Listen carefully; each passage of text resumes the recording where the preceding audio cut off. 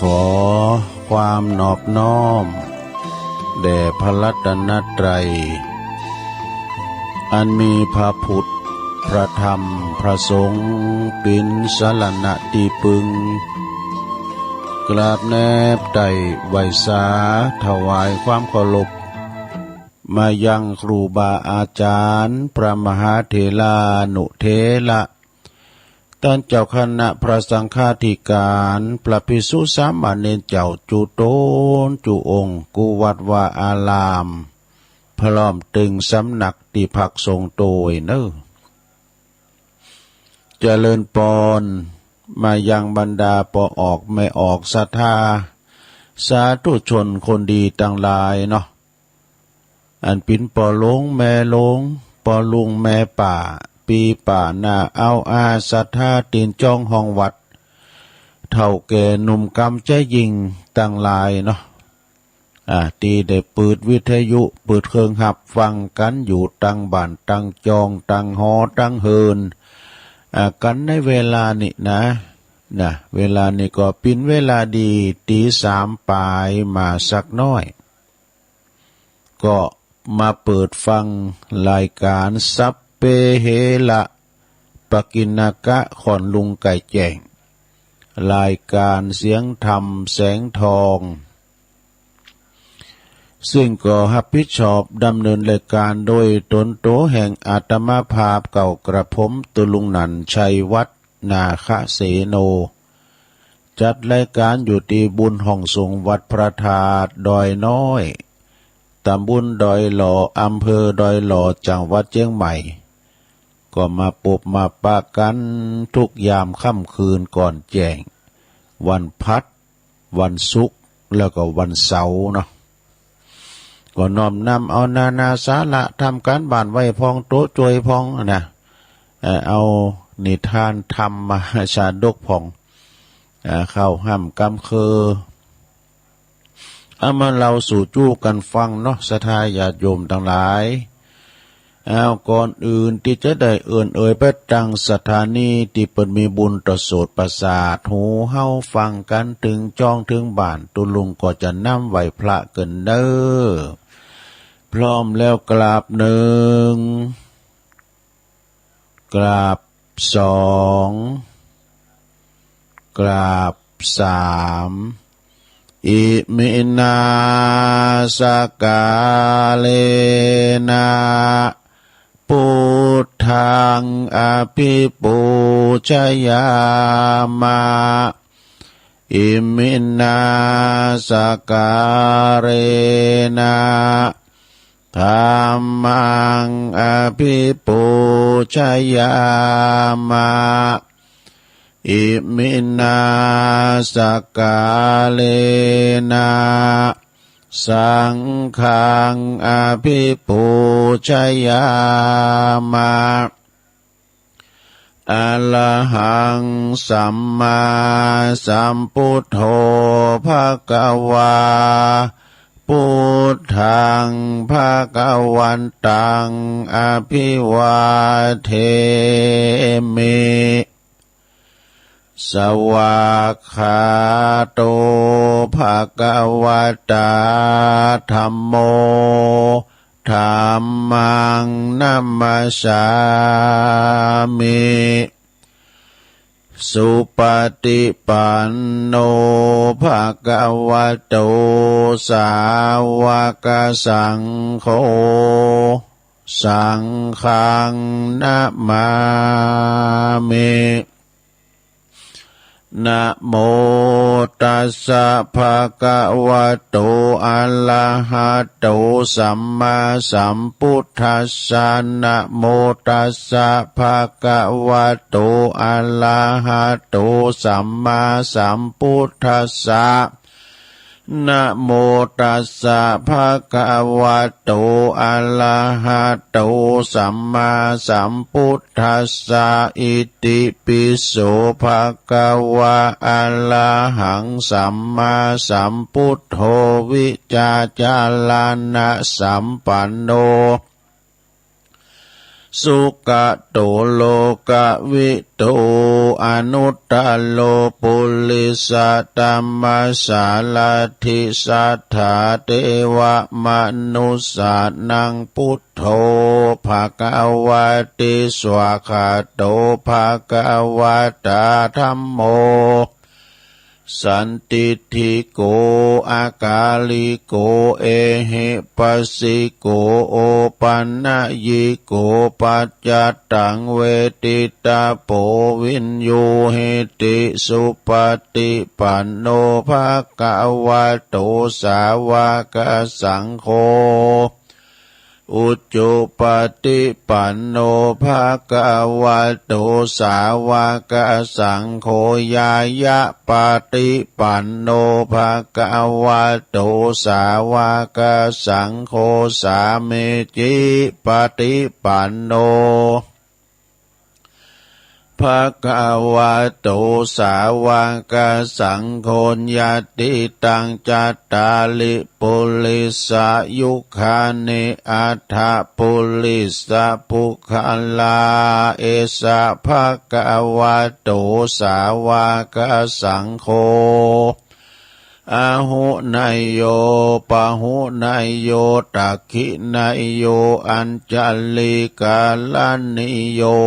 อนุตตลังปุญญเขตังโลกัสสติจะยันโตโพธิยามุเลสกายานังนันทิวัตโนเอวังตวังวิจัยโยโหหิจัยยสุจัยยมังกัลเลอปัลลาจิตตปันลังเกสิเสปัทวิปุคะเลอภิเสเกสัพพพุทธานังอากาปโตปโมทติสุนักตังสุมังกัลลังสุปปะตังสุโหติตังสุขันโนสุโมโหโตจะสุยิถังพรหมจาริสุปทักขินังกายกัมมังวาจากัมมังปทักขินังปทักขินังมโนกัมมังปณิทิเตปทักขินาปทักขินานิกาตวนะละพันตเถปทักขิเนสัพพิติโยวิวัจจันตุสัพพโลกวินาศตุมาเตภวัตวันตรายโยสุขีติกายุโกภวะอัมพิวัตนาสีลิสันนิจังมุตตาปจายโนจัตตารโอธรรมาวาทันติอายุวันโนสุขังปะลังเอาแล้วศรัทธาญาติโยมต่างหลายตัวลุงเกาะปิ้นเก้าปิ้นโหนำสวดมนต์ไปปิ้นตีเรียบร้อยก็ขอกุณพระทิตไลรัตนะผ่านแผ่วพระแก้วเจ้าตั้งสามประการจงได้มาปกป้องคุ้มครองรักษาวัดวาอารามห่วงแก้วตั้งสามพระล้อมตึงพระสงฆ์องค์สามอเนกเจ้าครูบาอาจารย์อยู่กับวัดกับวาเนาะได้เผยแผ่สัจธรรมคำสอนปินเนอนาบุญศรัทธาได้มาสักการะบูชากราบไหวเปิ้นมาตานขันเข่าโกเข่าก้นน้ำก็หือกำลังใจปันป้อนโวหารเอวังโหตุกดจีกดเสงมันแน่นใจเนาะ พอออกไม่ออกพอล้มไม่ล้มก็ขอให้มีสุขภาพพลานามัยสมบูรณ์แข็งแรงเนาะกินข้าวลำกินน้ำลุงปินลมโพลมใสของลูกของหลานเนาะปินตีปรึกษาอู่มนเจ้าวันปิยวาจาครอบโคอบอุ่นครอบโคตีมีศีลไม่ทำเด้อแล้วก็ขอส่งกำลังจิตแรงใจไปให้อีปอยแม่ตีเดินเฮินไปไหนมาในบ้าใดติดต่างติดเตงก็เอาวิทยุปิ้นกูปิ้นกิ้มฟังไปเด้อนำธรรมคำสอนครูบาอาจารย์เปิ่นมาเนาะมันจะมีตลอดวันนะแพ้เมื่อคืนบุญฟังไป แล้วก็ลูกหลานก็ดีไปกับรถลาโยดยานพาหนะก็เดินทางแก้วคลาดปลอดภัยทุกตารางกิโลเมตรของการเดินทางทั้งขาไปและก็ขากลับนะภารกิจก็ขอให้สมดังความปรารถนาไปติดต่อประสานงานหยังก็ตามขอให้สำเร็จโดยพลัน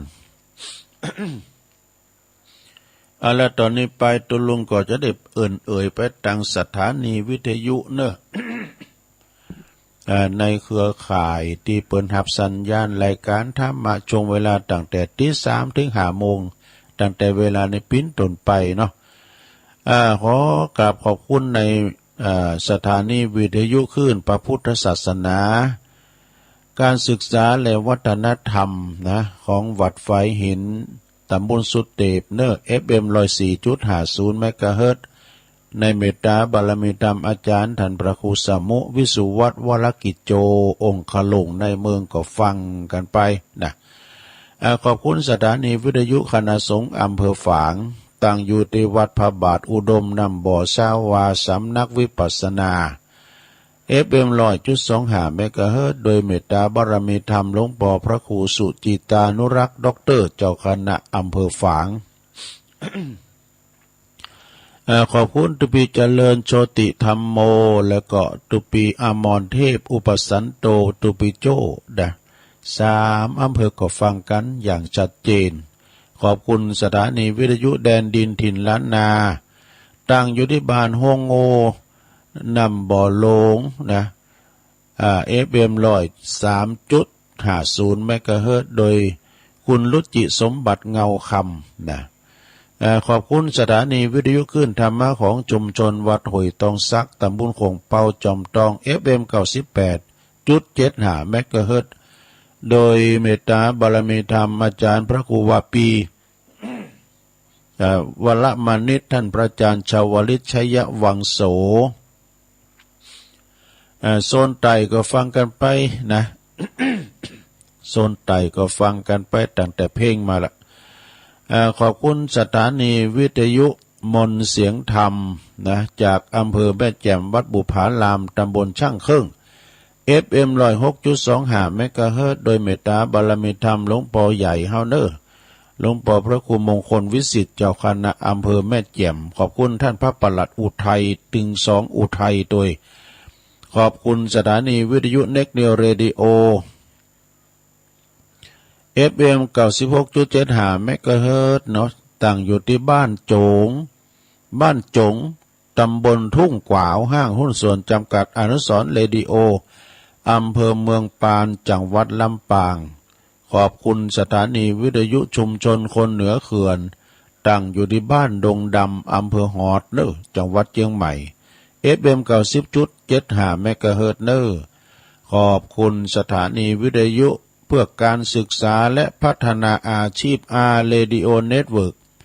FM 103.00 เมกะเฮิรตซ์อำเภอเมืองจังหวัดลำปางโดยคุณอนุพงษ์ตาจีนะขอบคุณสถานีวิทยุเรดิโอเน็ตเวิร์ก FM 99.50 เมกะเฮิรตซ์วิทยาลัยเทคโนโลยีเพื่อการจัดการกฟผ.แม่เมาะลำปางขอบคุณน่านฟ้าเรดิโอคุณลุงนิรันดร์ปันดอนตอง FM 100.25 เมกะเฮิรตซ์และขอบคุณสถานีวิทยุมจร.วิทยาลัยสงฆ์นครลำปางวัดบุญยวาสวิหารนะ FM 106.50 เมกะเฮิรตซ์เนอะแล้วก็ขอบคุณสถานีหรือว่าสถานีในบ้านเราก็คือฟังตามระบบออนไลน์ตามระบบอินเทอร์เน็ตไปทั่วโลกเนาะวันนี้มาพบมาปะกันก็ต้องขอบคุณเนอะสถาที่ปืนตื่นจืนลุกมาฟังเนาะ รายการตุลุงก็อย่างว่าติวาเนี่ยนะมันเป็นรายการวัดใจถ้าตื่นมาแล้วนะก็ฟังกันไปถ้ายังลับไหลอยู่ก็ปิ้นจังก็ลับอยู่ในห้วงแห่งความฝันห้วงแห่งความนิทราในขณะที่ว่าคุณที่ตื่นเนี่ยบางคุณประกอบเยการบัลลบตบแต่ไปหยิบจากพักร้อยหนึ่งเข่าหุงปลาทำหุงหาอาหารยินดีต้อนรับวันต่อไปเรียกว่าวันใหม่ เฮาจะมีบุญแถมวันนี้ได้หายใจสูดลุ่มอากาศหายใจเป็นอากาศที่บริสุทธิ์ตอนเจ้ามันอากาศมันโลงสมองก็ปลอดโปร่งเน้อศรัทธาญาติโยมวันนี้ก็ขอเป็นวันใหม่ที่เป็นวันแห่งโจกแห่งใจแห่งวันแห่งบุญแห่งวันหนึ่งนะบุญที่เฮาได้ยินเสียงไก่ขันบุญที่เฮาได้หันตะวันบุญที่หลายชีวิตที่ดับจิตไปศรัทธาญาติโยมทั้งหลายนะเฮายังมีบุญนะเหมือนกับเฮาเตียวต่างเปิ้นเปรียบนะศรัทธาญาติโยมมีนักปราชญ์ท่านหนึ่งเปิ้นว่าเฮาทุกคนต่างขี่เฮ้อรัตนนาวาขี่เฮ้อไปข้ามฝั่งนะแล้วเฮ้อมันนี่นะเฮ้อเนี่ยน้ำมันโหมันจืมเข้าอ่ะเฮาช่วยกันเวทออกไอ้กันมันจะไปถึงฝั่งถึงจ้าแต่ตึกไหนจ้าไอ้น่ะการที่ว่าเฮาเวทเฮาตักน้ำออกจากเฮ้อแล้วก็คือหมายความว่าคุ้นกะคุณไปทำบุญก้าเองน่ะเหมือนไฟแม่เฮือน่ะคุณออกมาเก็บได้ยังก็คุณออกมามันจะได้ยังพองเองน่ะเหมือนกับเฮาทำบุญการเฮาตักแต้นนี่น่ะมันก็จะถึงฝั่งการตักแต้นได้ทำบุญอย่างสักอย่างตักก็มตักไอ้น่ะลุ่มกลางหาวอับปางแน่นอนนะตอนนี้ไปเอานี้มาไว้ก่อนนะศรัทธาญาติโยมทั้งหลายนะเอาหนังสือนวโกวาทนักธรรมชั้นตรีมาไว้ก่อนนะธรรมเทศนาปฏิสังยุตมีที่3มี16ข้อ16สิกขาบทเด้อเอามีหยังล่ำเลอตุมี16สิกขาบทเปิ้นเรียกว่าพระภิกษุนะภิกษุพึงทำพึงทำความศึกษาว่าเฮาจักบ่แสดงธรรมแก่คนตีเป็นไข่อยู่แน่น่ะมี16ข้อว่า1เฮาบ่แสดงธรรมติ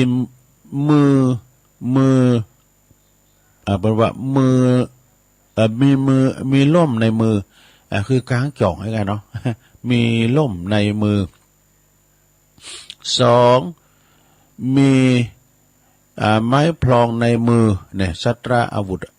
3มีสัตราในมือก็คืออาวุธมีพาดดาบมีปืนไม่ใส่กับไปตีเดี๋ยวมาฟังกันมันใจขืนมาหรอกกันมันใจขืนมาซ้อนไหนน่ะเสียแล้วมันกาดยิ่งว่านี่ศรัทธาญาติโยมเอ้ยโหอกปอโหอกแม่เนาะลูกไปหำเห็นศึกษา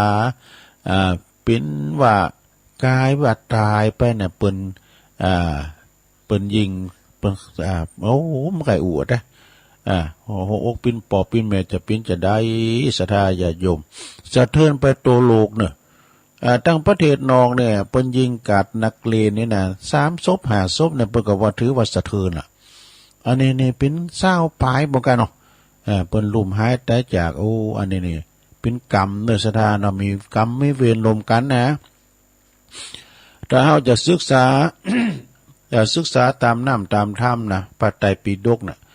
คนที่เปิ้นขากันตายเปิ้นลุ่มหายตายจากก็ดีนะตายหมู่ตายอย่างนี้นะมันเป็นกรรมรวมกันแต่จากปังก่อนมาทางนั้นศรัทธาเนาะมันเป็นกรรมถือว่าเป็นกรรมเนาะ ถึงไหนเฮาจะบ่ได้เตดบ่เตดอันคุณที่มีสัตราอาวุธในมือเนี่ย4มีอาวุธในมืออันเดียวกัน5สวมเขียงเท้าเนี่ยคือซุปแคบซุปเกือบด้วยกันเนาะเราจาก6เราไม่จะแสดงทำสวมรองเท้าเนาะแล้วก็ไปในยานขอที่7ไปในยานขี่บินอยู่เนาะขี่รถอยู่มาซ้อนนะ8อยู่บนที่นอนนี่มีเหมือนกันนะอยู่บนที่นอนนะศรัทธาญาติโยมจะยังมีตุก็เปิ่มสบายเอาธรรมมาติดนิมนต์ตุลูกเอาธรรมมาติดนะครับเนาะเปิ้นปินนักนาเปิ้นเวทนาโขก็ต้านอันนี้เนี่ยต้านโขต้านหาวก็นี่เอาธรรมหยังเอาธรรมมหาวินบากน่ะอันนี้เปิ้นแผบแต่ๆกันนะเปิ้นเอาไปติดนะจะเปิ้นหูคิงอยู่แต่ๆนี่มาฟังกรรมพี่น้องชาวบ้านเมืองอย่ามาทำมาอันบนขึ้นมานี่ทำมหาวิบากนี่แลนเจอพี่น้องชาวบ้านเนี่ยทำดีไม่ดีนะทำดีพิธี แล้วก็ข้อที่7ไปในยานข้อที่8อยู่บนที่นอนข้อที่9นั่งลัดเข่ากอดเข่าฟังธรรม10เป็นว่าพันศีรษะเอามือเอาจะมาปันโหอ่ะ11คลุมศีรษะเนี่ย12เฮานางอยู่บุญแผ่นดินเนี่ยก็บาจักบาแสดงธรรมแก่คุณที่เปิ้นปิ้นไข่นะอยู่บุญอาสนะอันนี้ขึ้นมาทำอย่างนี้แหละเปิ้นเจ็บไข้ไม่สบายก็คือเปิ้นนอนตามสบายเปิ้นตัวเนาะเฮาตุเจ้าท่านนางจะฮื้อก่อนปิ้นหยังชำตือนาสดาญาโยมกันเฮาไปโปรดเมตตาสดาญาโยมไปเทศธรรมแต่เนี่ยเปิ้นว่าสลีตีนอนในนั้นเพิ่นน่ะมาลบผืนนางอ่ะเนาะปะหุมใหม่ก็เด้อหอมไข่นางซะหน่อยเนาะจกเขาในตู่มาลบผืนนางเนี่ยเนาะโอ้มแจ่มให้มันเดียจะกินข้าวจะฉันข้าวไปกดซอกเอาน้ำล้างมือแล้วก็เอาผ้าเช็ดมือมาให้เรียบร้อยฉันข้าวแล้วก็เอาเมงมา เอาเมงมาแกมไว้ตุลุงพลมักเมงนะแล้วข้อที่13ลงน่ะเราจักไม่นั่งอาสนะต่ำนี่จักไม่แสดงธรรมแก่คนที่ไม่เป็นไข้และนั่งบนอาสนะสูงนะเจ็บปีนี้นางสูงแล้วตุนะเนาะแต่ความจริงปู่จานเป็นโหดปู่จานนะนางนี่ตุเจ้าเป็นนางตะบุญเนี่ยข้อที่14ลงเฮายืนอยู่จักไม่แสดงธรรมแก่คนที่เป็นแก่คนไม่เป็นไข้แล้วก็นางอยู่ที่สูงแล้วก็ข้อที่15เฮาเดินไปข้างหลังจักไม่แสดงธรรมแก่คนที่บ่เป็นไข้นะแล้วก็เดินไปตั้งหน้านะ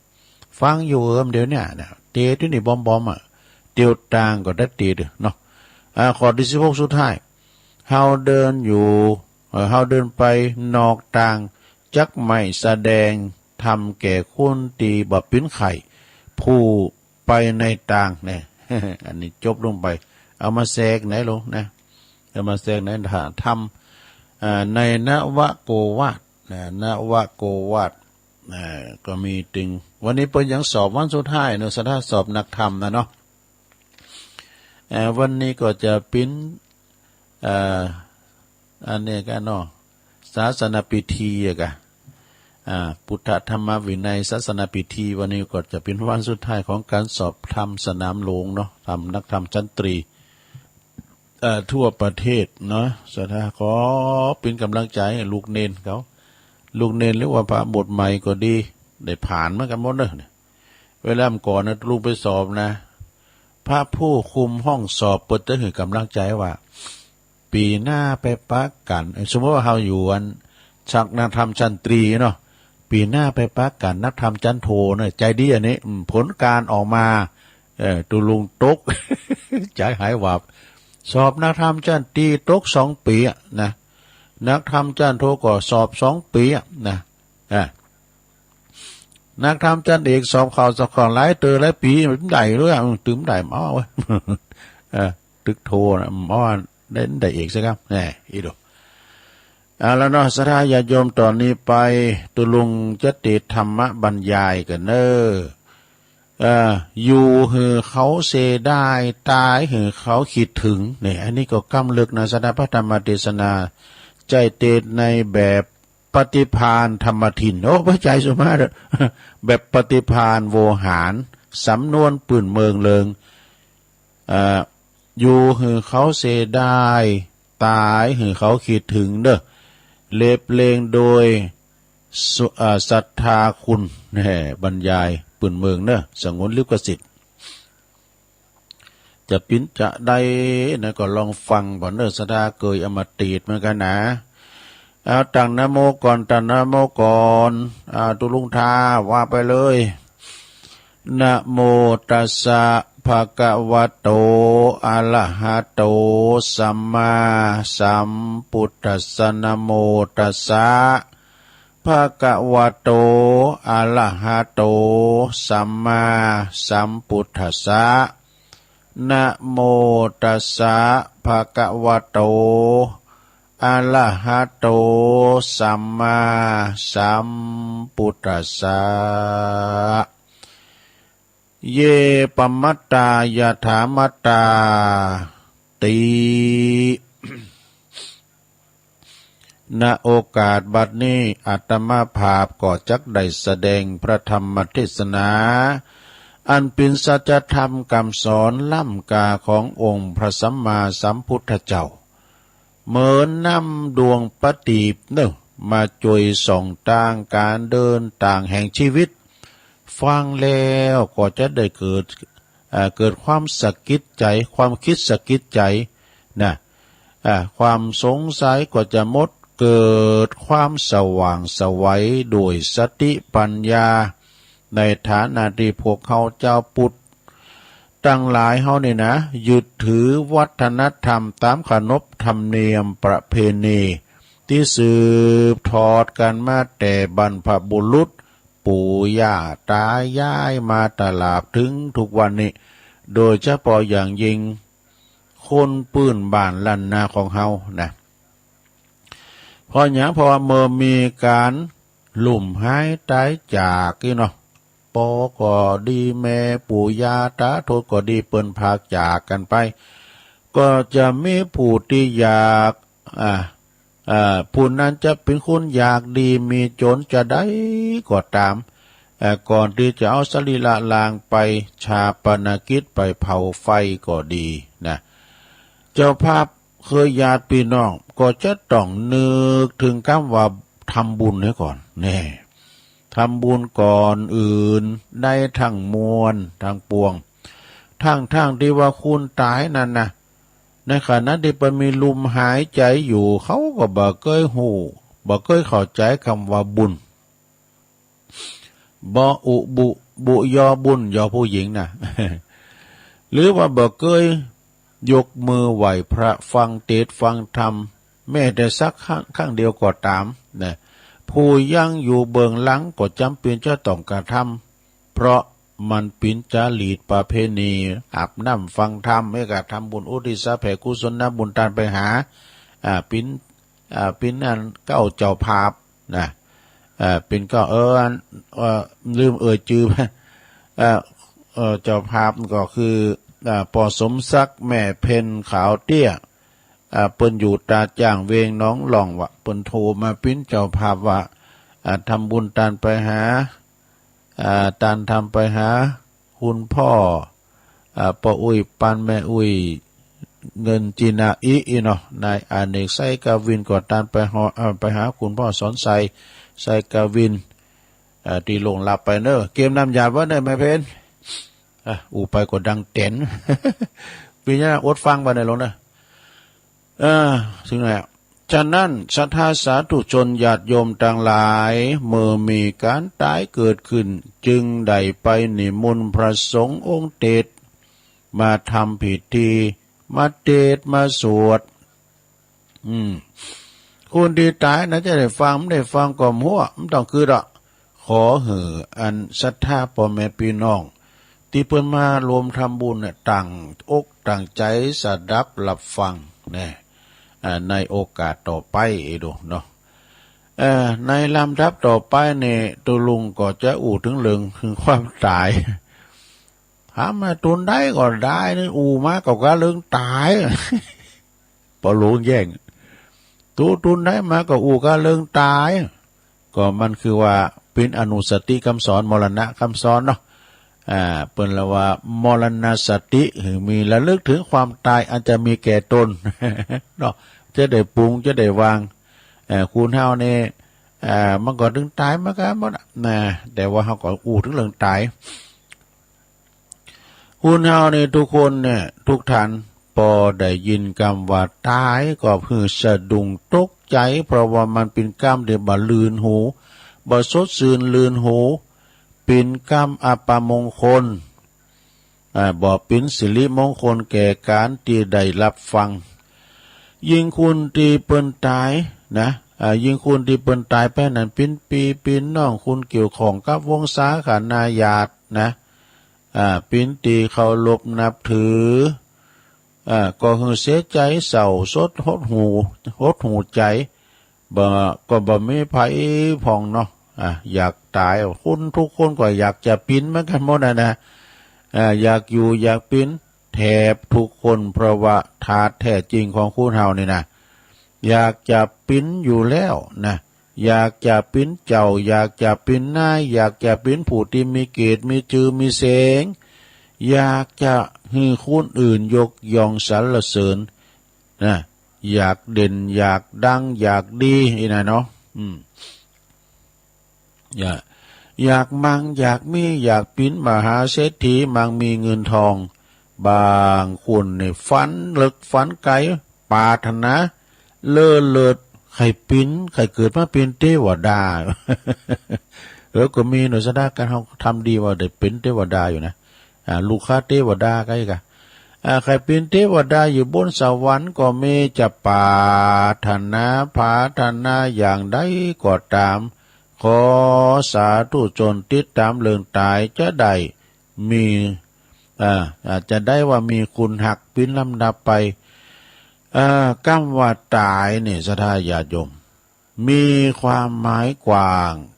ขวางพอสมควรสรุปพอเข้าใจก็จะนึกถึงสิ่งที่ไล่วิญญาณไปตายก็คือตอดไปหมดมาดื่มต้มทิ้งไอ้นะอันนั้นตายใหญ่ดู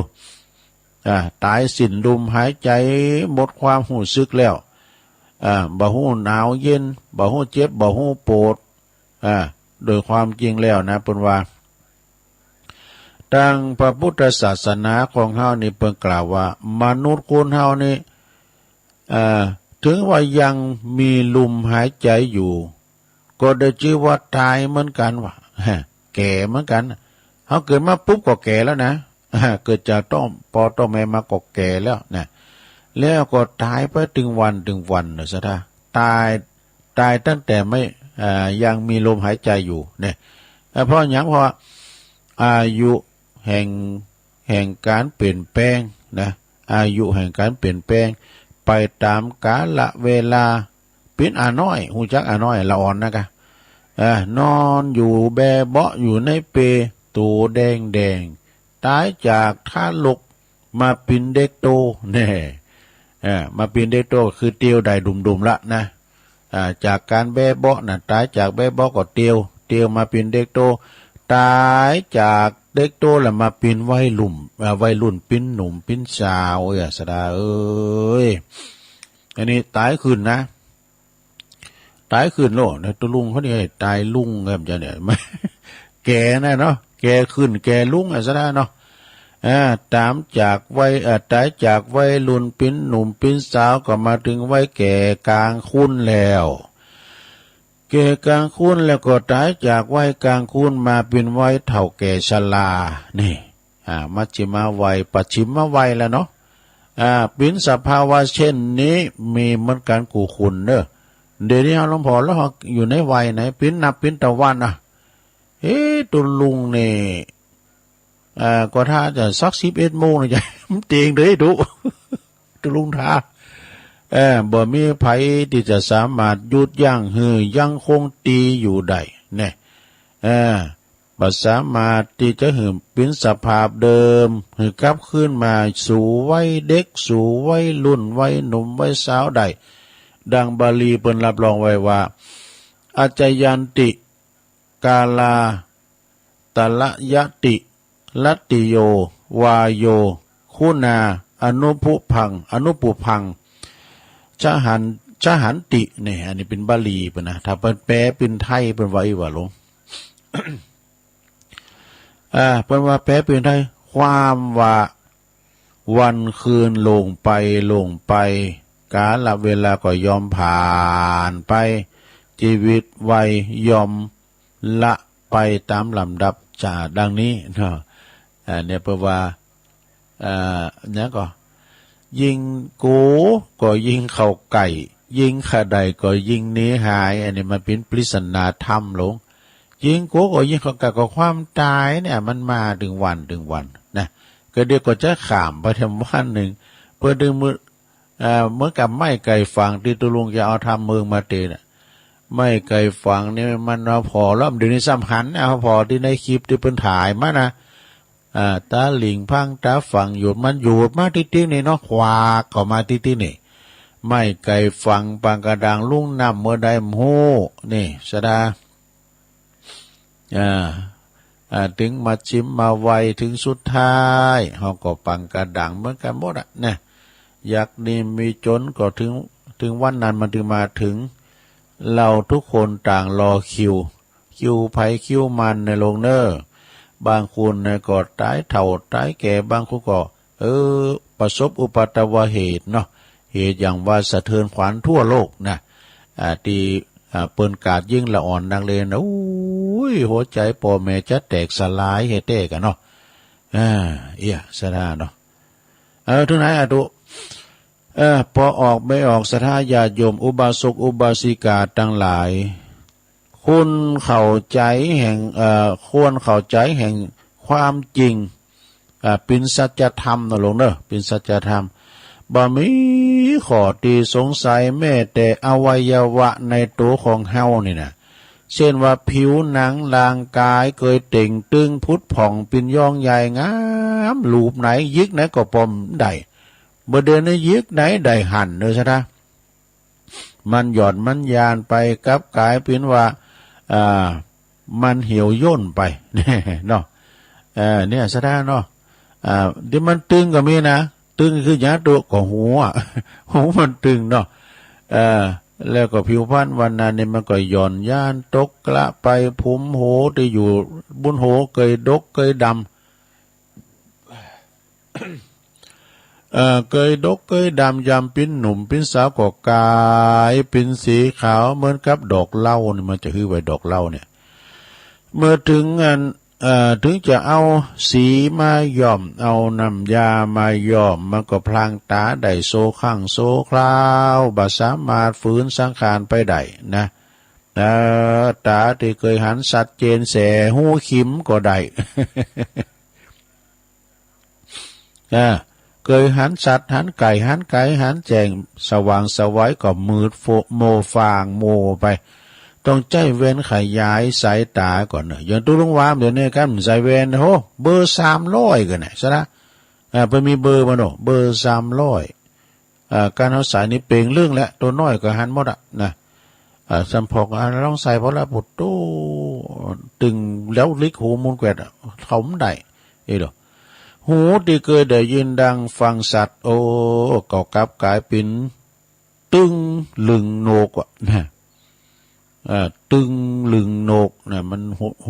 หูมันไม่เคยได้ยินทีนะพนานขี้ข่าวก้ามยาอีข้ามก็ไปกลางหน้าว่านานเปิ่นว่าตังเสะไปตังสอน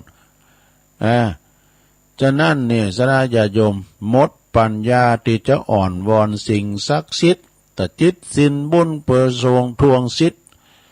ของเขาเก่าๆนะคืนมาเหมือนเดิมก็บ่ได้นะก็บ่ได้เหมือนเดิมฉะนั้นสิ่งได้จากเข้าไปสิ่งนั้นก็คือตายจากเข้าไปเตือนหน่อยอย่าว่าแต่สรีระร่างกายเลยคุณเฮาที่มีจิตใจอยู่กระทำความชั่วช้าสามานนะประมาทขาดสติพระพุทธเจ้าเปิ้นตรัสไว้เป็นภาษาบาลีรับรองไว้ว่าเยปนัตตายถามาตา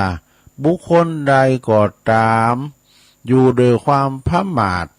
ตะนะก็ชื่อว่าตายทั้งเป็นนี่สะดาการประมาทนี่นะตายทั้งลองประมาทนะครับรถหรอลองรับตาบ่หรอบ่เดี๋ยวก็จุนก็ไม่กล้าอย่างนั้นไปจุนรถเพิ่นก็ไอ้เนาะอันประมาทนี่นะเนาะเช่นมีคนจำพวกหนึ่งเกิดลมสังคมเลยเนาะมีลมหายใจอยู่แต่มีคุณลมสังคมปากันชิงชังลังเกียจนี่นะขยะขยงจือเสงเหม็นคลุ้งกระจายไปทั่วแบบนี้เพิ่นเรียกว่าตายตึงเป็นเนี่ยตายตึงเป็นย่ำตายโดยกบปนเอาเลยนะ เป็นคุณเอาเปรียบสังคมชอชนกลโกงอีนี่ข่มเหงเต็งเต็กเบียดเบี้ยนเปิ้นลุงอำนาจบาดใหญ่กดในคองอในกระดูกทุบตีจีปุ่นดูอันนี้นะทุจริตผิดศีลผิดธรรมทุกชนิดนี่นะใจเป็นบาปปากเป็นธรรมเป็นว่าเนี่ยก็ใจเป็นบาปปากเป็นธรรมเป็นน้ำเป็นธรรมใจดำเหมือนหมิ่นหมอไอ้กันเนาะใจดำเหมือนหมิ่นหมอปากหวานกุนซุ่มประมาณนั้นนะหรือสมัยนี้เพิ่นบอกว่าคนประเภทโง่งมจมอยู่กับยามยามไม่รู้นี่นะฉะนั้นวัยหนุ่มวัยสาวสู่สุจริตชนวุ่นวายมาสู่สุจริตชนมีประวัติโชว์ล่ายเหมโหดนี่นะเพิ่นก็ว่าไผได้ยินได้ฟังคลั่นคลามก็คลั่นคลามไปว่าหยังโหเนี่ยคือเหม็นกระชอนไปทั่วมุมเมืองนะอันนี้คือคุณพานนะบ่อยากอยู่ไก่พึ่งบ่พึ่งปรารถนาปากันบิดเบื้อนหน้านี้วะนะดุดหมิ่นดุดอย่างสากศพนะคุณบดีไหนอยู่ไหนมันก็ดึงวนนะมีคำภาษิตเปิ้นว่าโบราณเปิ้นบ้านเฮาเปิ้นบอกว่าวินม้าหือปอศอกวินวอกหือปอว่าถ้าวินคุณปาลาคุณบานหือไกแสนโยดเด้อ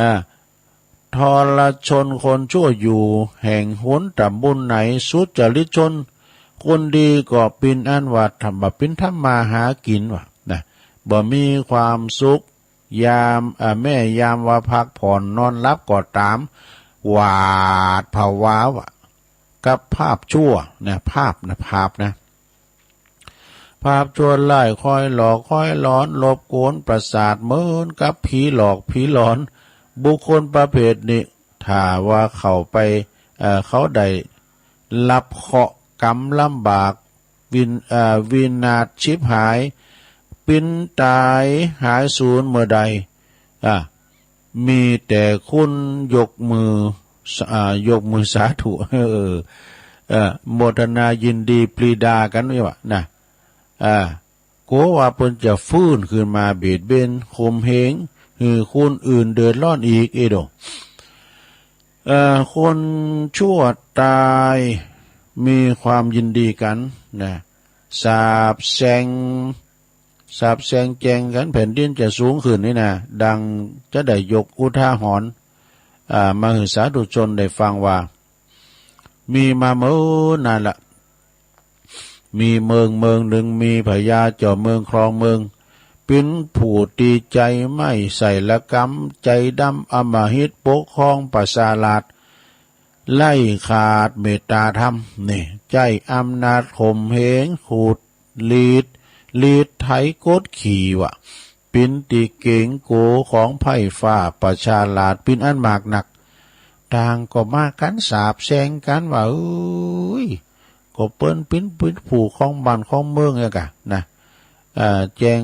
เปิ้นตายวันตายคืนมีทหารยามคนหนึ่งเฝ้าประตูเมืองกันพญาเจ้าเมืองเข้าออกนี่นะ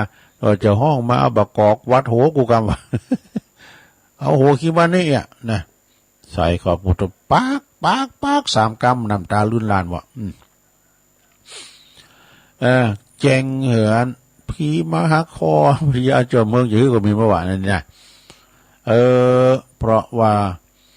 ไปเปิดประตูวันใดยามใดกันพญาเจ้าเมืองผ่านมาก็จะห้องมาวัดโหทุกครั้งจนวันน้ำตาไหลปิ้นประจำกาลเวลาผ่านไปนะกรรมก็ตามท่านพญาเจ้าเมืองนะก็เกิดล่มหายตายจากโดยปัจจุบันทันด่วนนะ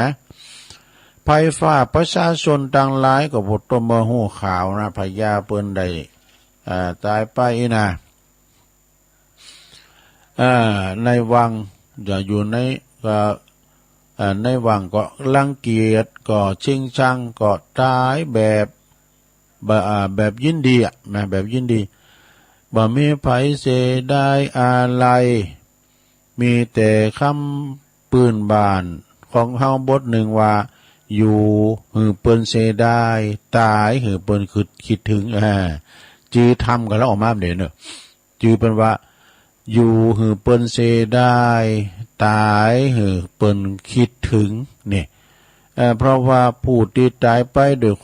ดยมีคุณงามความดีมีประโยชน์ปินตีปึงของสังคมเสสาระอบอ้อมอารีใจบุญสุนทานปินตีหักเคารพของวงศาคณาญาติและบุคคลทั่วไปเมื่อแต่กายสลายลางทำลายขันไปแล้วนะต่างก็อาลัยเศร้าโศกเสียอกเสียใจต่างพร่ำพรรณนาถึงคุณงามความดีนะบ่เหิดแห่งพร้อมกับปุติสะบุญส่งกุศลบนาบุญให้ดวงวิญญาณของท่านไปสู่สุคติโลกสวรรค์เนอนะก็คือคุณที่ตายไปนะตายไปแต่ร่างกายนะคือตายไปแต่ร่างกายผลงานของเปิ้นมีนะความดีของเปิ้นนี่บัดตายไปโดยเรียกว่ารูปังชีรติมัจจานังนามโคตังนชีรติอันนี้เป็นภาษาบาลีนะลงเนอะแล้วเป็นไทยเปิ้นบอกว่ารูปลางยอมย่อยหยับไปส่วนจือเสงโคตระกูลหาศูนย์ไปไม่นะฉะนั้นศรัทธาสาธุชนปออกไม่ออกศรัทธาต่างหลายทุกคนก็จะต้องตายแต่ว่าตายแบบมีเกียรติเด้อนะตายแบบมีเกียรติประวัติอันดีงามฝากไว้ในโลกนี้นะฝากผลงานไว้เป็นอนุสรณ์คืออนุชนรุ่นหลังนะได้คิดถึงเตืองหาปอก็ดีปออุ้ยก็ดีแม่อุ้ยก็ดีเนาะปอลงแม่ลงน่ะเปิ้นลุมหายตายหลานเนี่ยเปิ้นจะแป้งกูไว้ไปเหี่ยวบ่แล้วก็เอาอาทิกระดูไว้ใส่ในหั่นแล้วก็เดินจีปีใหม่ในลูกหลานก็จะเอาเข้าแคบเข้าแตนไปแล้วก็เอาน้ำไปหล่อเอาไปโหดที่กูหั่นนะเอาไปโหดที่กูแล้วก็บอกบอกว่าเดินจีปีใหม่ก็มาสักการะปูจ้ายกำหนึ่งกะแล้วก็โพสไปปู่ย่าตายายอนากูป้ออุ้ยป้อมอนตุลุงก็เคยไปหลายเดือนนะเปิ้นก็เอาน้ำขมิ้นสุ่มบ่ตุลุงโหดก่อนเนี่ยติเตียนตามเตียนห้องคุณนั้นมาเอาอันนี้ลูกหลานเล่นไล่ห้องอันนี้เป็นการกัดตันยูเหมือนกันเด้อเป็นกุศโลบายนะที่ทำให้คุณเฮากึดตึงถึงหาคุณงามความดีของปอเหมาะบอหม่อนแม่เหมาะแม่หม่อนกะนะก็ยังว่าเกิดอนุสรณ์กึดตึงหานะต้านขันเข่าขันน้ำไปเนาะตามความดีที่อยู่ที่เฮาได้ทำกันมานะหากว่าผู้ที่มีการกระทำที่มีศีลมีธรรมทุกท่านลูกหายแต่จากก็จะมีลูกหลานมาเคารพนับถือเปิ้นก็จะได้คือถึงเป็นอนุสรณ์กันต่อไปดังที่จี้แจงมาเนาะก็แสดงธรรมพระธรรมเทศนามาก็พอสมควรแก่กาลเวลาก็ขอสมมุติยุติลงปุงไว้เพียงเท่าอีเอวังก็มีด้วยประกาศนี้สาธุสาธุสาธุเอาจบลงไปลงนะอยู่หือเปิ้นเสียดายตายหือเปิ้นคิดถึง ก็เลยยิบยกมานะศรัทธาญาติโยมทั้งหลายเนาะเป็นน้ำธรรมคำสอนเอามาเล่าสู่จู้กันฟังเด้อกระตุ้นให้ลูกให้หลานเขาบ่ใจฟังดูเขารับอยู่ก็เป็นหยังตายเปิ้นเสียดายคุณเฮาลุ่มหายตายจากว่าลูกเอามาพอคุณที่เปิ้นสร้างผลงานไว้เนาะตั้งแต่เฮาง่ายๆเนี่ยพระพุทธเจ้าก็เฮา2,000 กว่าปีมาแล้วเนาะซะได้เนาะเปิ้นก็ยังคิดถึงหาเนาะเอามีนำธรรมคำสอนของเปิ้นแม้แต่พระอรหันตเนาะแล้วก็ครูบาอาจารย์อย่างเช่นว่าครูบาเจ้าเขาปีก็ครูบาเจ้าศรีวิจัยก็ดีครูบาเจ้าเขาปีก็ดีนะครูบาเทระผู้ใหญ่ครูบาปอเฮาอีน่ะ เพิ่นก็ยังคือตึงเถิงหาอย่างภาพครูบาชีวิตใจนะเอาไปติดพระเมืองนอกพุ่นน่ะมีคุณหนึ่งไปเมืองนอกหันครูบาภาพครูบาเจ้าชีวิตใจโอ้ก็ไปพอล้านนั่นเป็นว่าคุณไทยเฮาเนี่ยเปิ้นไปตั้งล้านเปิ้นเอาภาพครูบาติดไว้ติดล้านเอาแล้วไปไหวอันเนี้ยเนาะสะดาเนาะกึดตึงถึงหาคุณลุ่มหายตายละไปฉะนั้นตอนนี้ก็จะปันปอนในกระเนอแม่เพนหยาดน้ำเนี่ยเอาปอนกันถึงโลงถึงลายนะสะดาเนาะตื่นเจ้ามาก็ได้ยินเสียงน้ำเสียงดำเสียงปันปอนก็สุกอกสุกใจเหมือนแม่สุกแก้วหวานเอาปอนนี่ก่อนเนอะยะทาวาลีวาหาปูลาปาลีปูเลนติสากะลังเอวะเมวะอิโตทินังเปตานังอุปกปติอิสิตังปฏิตังตุมหังขิปะเมวะสมิสตุสะเพปุเรนตุสังกปาจันโทปนะละโสยะถามณิโสติละโสยะถาโสยาติธัมโมจะอายังนิทัสสิโตเปตานะปูจาจักตาอุลาลาปลัญจาภิกขุนามานุปตินังตุมเฮหิปุญญังปสุตังอนาปกันติสัพพิติโยวิวัจจันตุสัพพะโลโกวินัสสตุมาเตภวัตวันตรายโยสุขีติคายุโกภวะอภิวาตานาสีลิสันนิจังวุตตาปัจจายโนจัตตาโลธรรมาวัฏันติอายุวันโนสุขังปะลังสาธุสาธุสาธุจบลงไปสดาญาโยมวันนี้เสียงไข่พอดีกะแอมกะไอไปสุมานะลงเนอะนะกะแอมกะไอไปพองเสียงบ่ไข่ปกติดีแต่ว่าก็มามาจาวันพุกนี่จะเป็นกิจกรรมเนอะวันพุกเป็นวันเสาร์ศุกร์เอาเราเสาร์เอาหน่อยสินหนานี่ก็จะได้ออกว่า3พุกฮือแล้วนะลงเนอะวันเวลาลงเลยผ่านไปโวยแต่เขาสา3 เดือนแป๊บเดียวนะ100 วัน90 วันนะเนาะ339ก็จบลงไปก็จะเข้าสู่วันงานต่อไปแถมตักบาตรเทโวงานบุญกฐินงานต่างทำโรงงานเดินยีปิงนี่นะก็จะมีงานไปก็มันสุดแรงสุดปีลงเนาะช่วงนี้35มีงานบุญกฐินซองก็สะพัดพองก็ทำไปแต่ใดเนอะสะทาเนอะทำไปแต่จะไปโจมมันเปิดมาก็ใส่ไป10 กระซาวก็ใส่ไปเถอะนะบึกก็กฐินบึกก็ผ้าป่าเนี่ยเพราะว่าผีคำบุญคุณคำตั้งล่างทุเจ้าคำตั้งกลาง อันนี้นี่ก็มันจะมาได้บุญนะเนาะเอาละสดาญาโยมต่อไปก็ฟังขอคิด7 อย่างกันเด้อฟังขอคิด7 อย่างก่อนอันนี้เป็นขอคิด7 อย่างเนี่ยมันเป็นจะได้แล้วก็มาลดมานะ มาละทิฏฐิกันก่อนตรงจิ้มน้ำกันเดียวกันเนอะข้อที่1แปลว่ามี7 ข้อ ข้อที่1แปลว่าเดี๋ยวมันก็ผ่านไปเนี่ยเดี๋ยวมันก็ผ่านไปอันนี้ตอบง่ายๆเนาะข้อที่2แปลว่าเราทำดีที่สุดแล้วนี่ทำดีที่สุดแล้วข้อที่3นะข้อที่3แปลว่ามันคือบทเรียนที่แสนวิเศษนี่ข้อที่4แล้วความตาย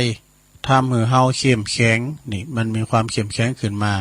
ปัญหาเกิดมันถึงมีความเข้มแข็งขึ้นมาข้อที่5ทุกปัญหาย่อมมีทางออกนี่ข้อที่6เราจะบาดเดียวดายเมื่อเกิดปัญหาเนี่ยข้อที่7สุดท้ายลงไผก็เจอปัญหาเหมือนกันทางนั้นนี่ปัญหาเนี่ยมันจะอยู่กับเราคนเดียวมีเหมือนกันหมดปัญหาตายที่สุดนั้นเราก็ควรที่จะขอบคุณปัญหาต่างๆที่เกิดขึ้นเพราะว่าปัญหา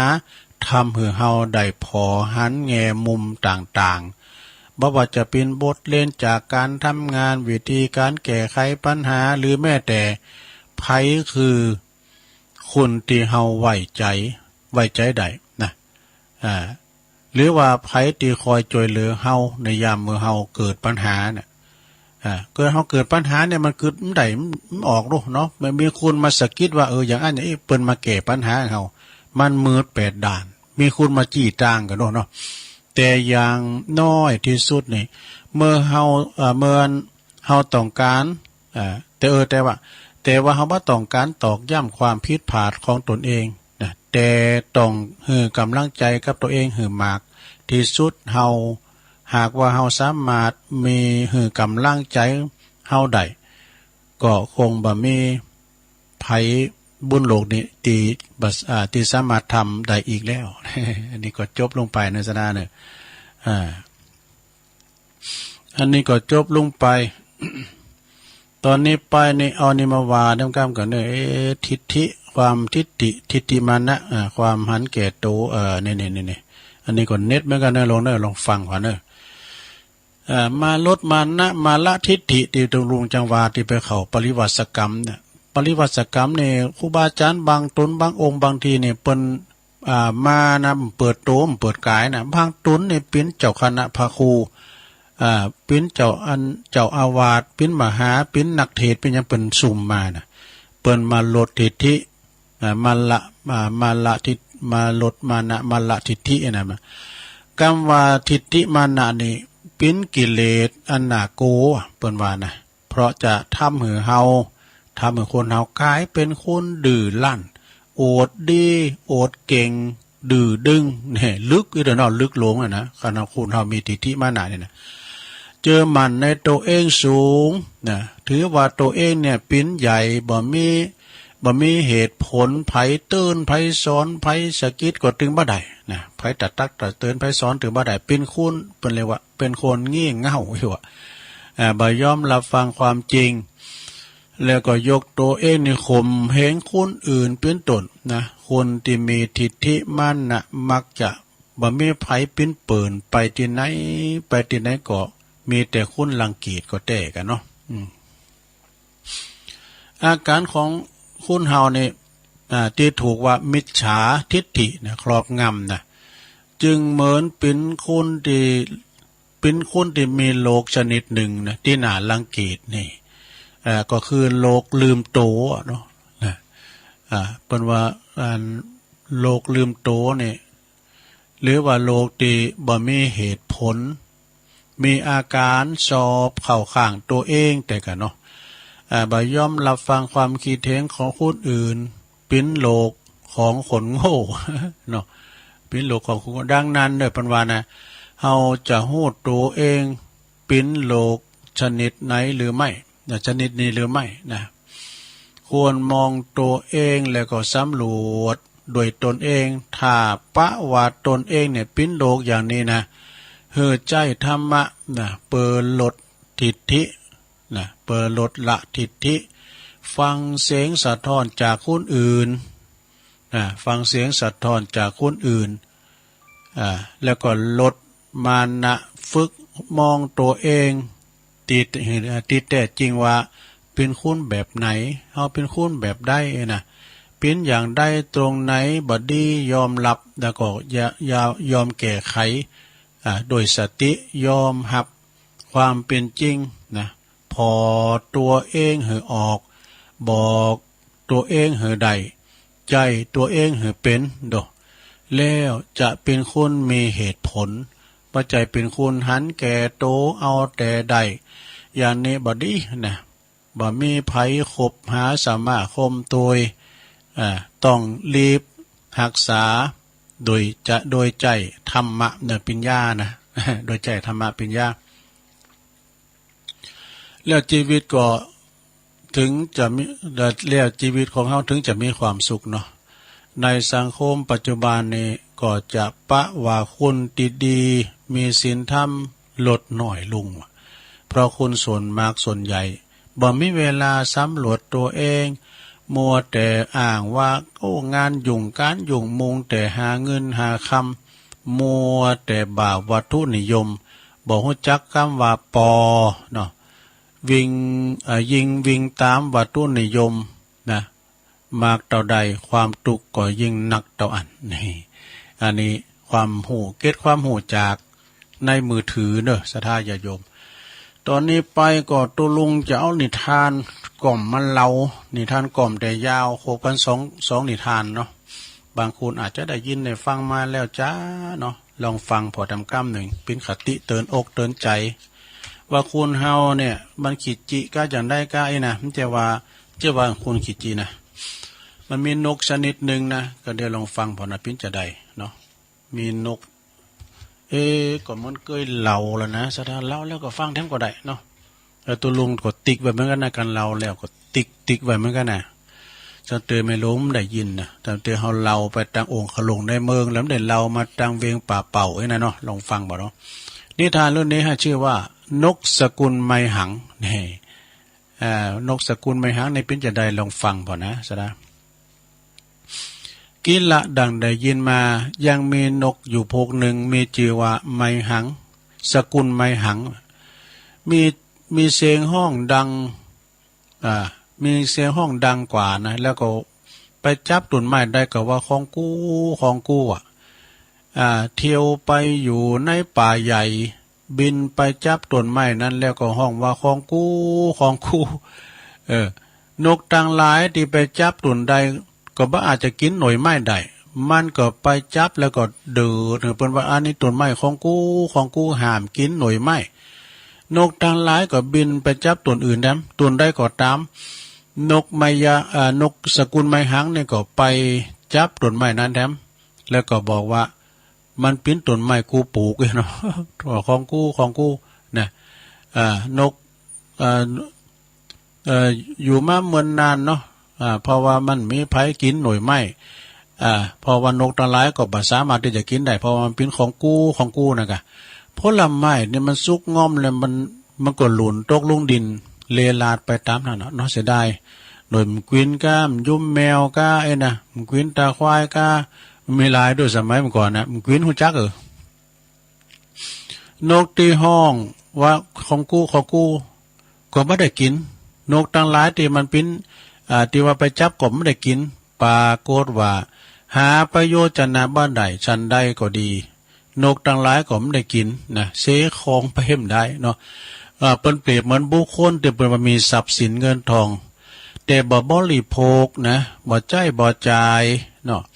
มีเงินเข้าของเงินคำสัมปติและก็บ่ได้ทำบุญทำกุศลบ่ได้สงเคราะห์แก่ญาติของตนนี่นะก็เหมือนกับนกที่ห้องว่าของกูนะของกูฉะนั้นมีทรัพย์ก็บ่มีประโยชน์แก่ตนแล้วก็คนทั้งปวงนะโดยจิตคิดหวงเก็บไว้จนถึงวันตายว่าเนาะเปิ้นว่าปู่โสมเฝ้าทรัพย์เนาะมันกินตานมันใจนะสุมาเด้อมันขี่มันเยียวนะเนาะ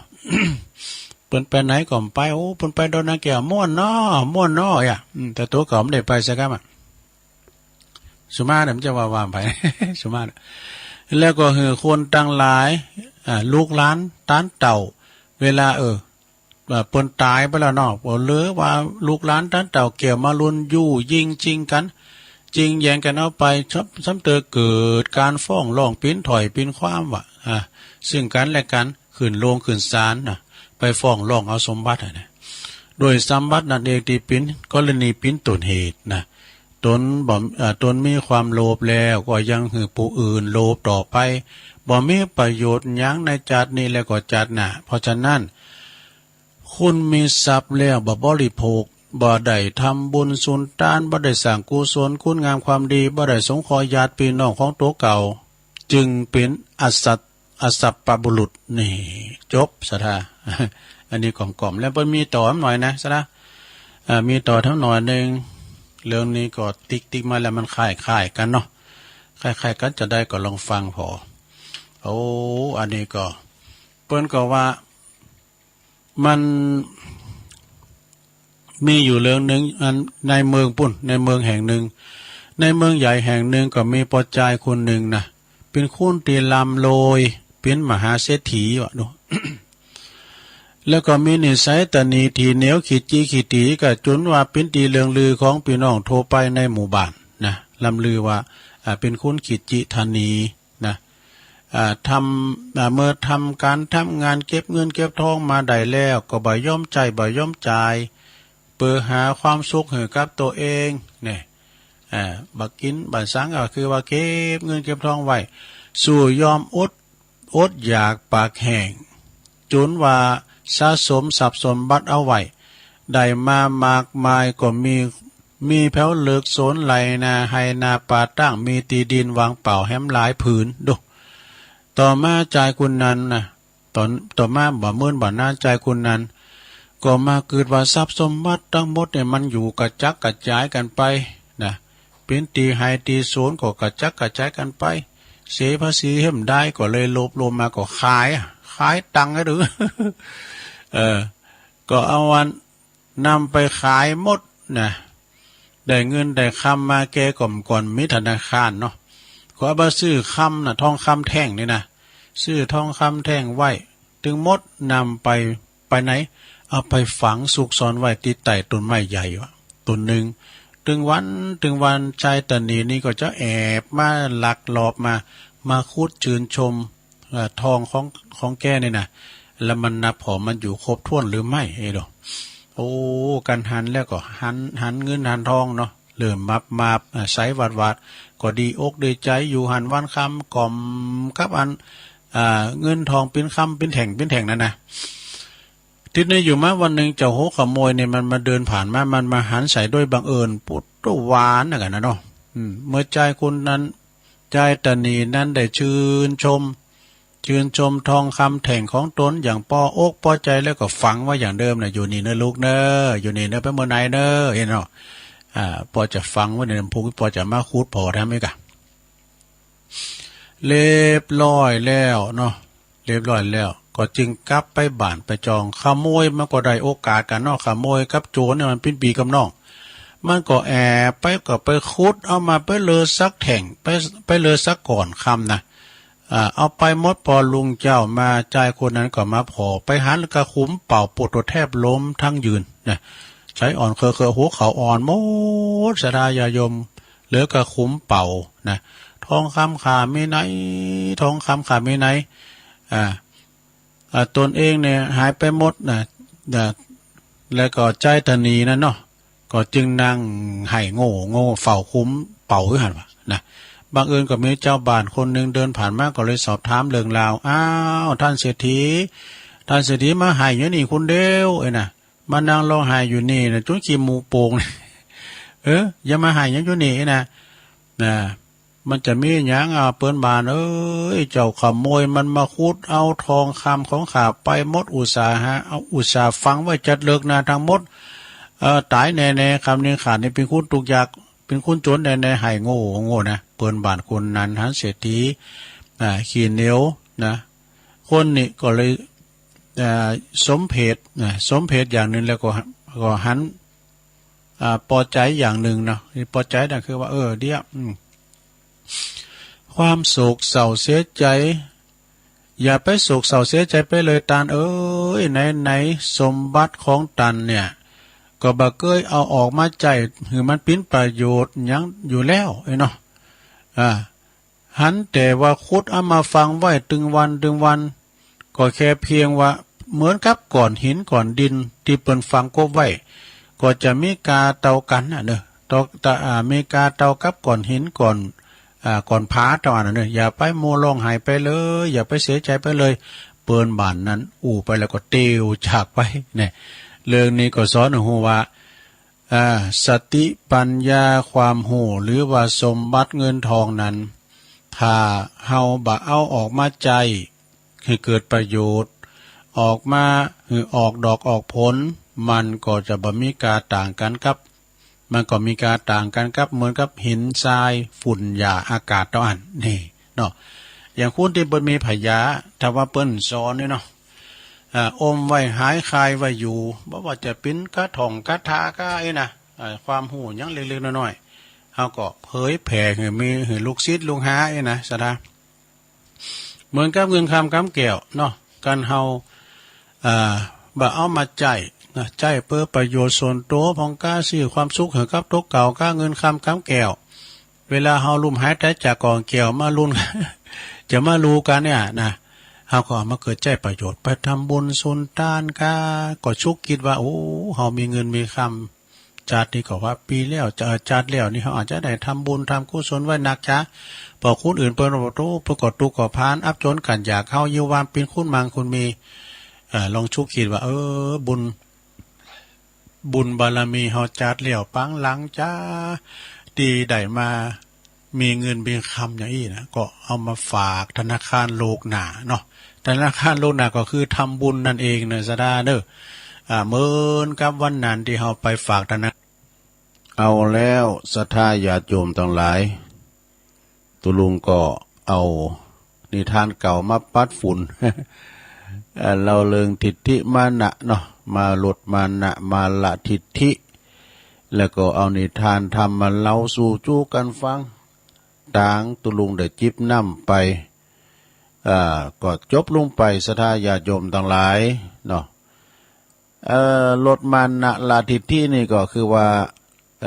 ครูบาอาจารย์ที่เป็นมาเข้าปริวาสอย่างวัดมอนฤาษีนี่เป็นเข้าปริวาสกุปีนี้เป็นจะเข้านะหลังจากห้างมาได้2 ปี3 ปีปีนี้เป็นจะเข้าปริวาสแต่พระคุณเจ้ามาทูประเทศเนอะตั้งแต่ตั้งภาคใต้ภาคอีสานโอมาหมดมีปิ้นหา100-600ตุนบุนะสะดาแต่บางตุนบางองค์เนี่ยเปิ้นปิ้นมีนี่ไงมีซักปิ้นว่าปิ้นเจ้าคณะตำบุญปิ้นเจ้าอาวาสปิ้นนักเทศปิ้นเจ้าบางที่มีปิ้นเจ้าคณะอำเภอกันนะปิ้นนักเทศเปิ้นก็ปิ้นประเด็นธรรมเก่าก็มีนะดีมนี้ปิ้นเจ้าคูณเปิ้นมาเข้ามาเปิ้นมาหลุดมานะมาลาทีที่เปิ้นเปิดเผยโตมได้สะดาญาติโยมทั้งหลายนะ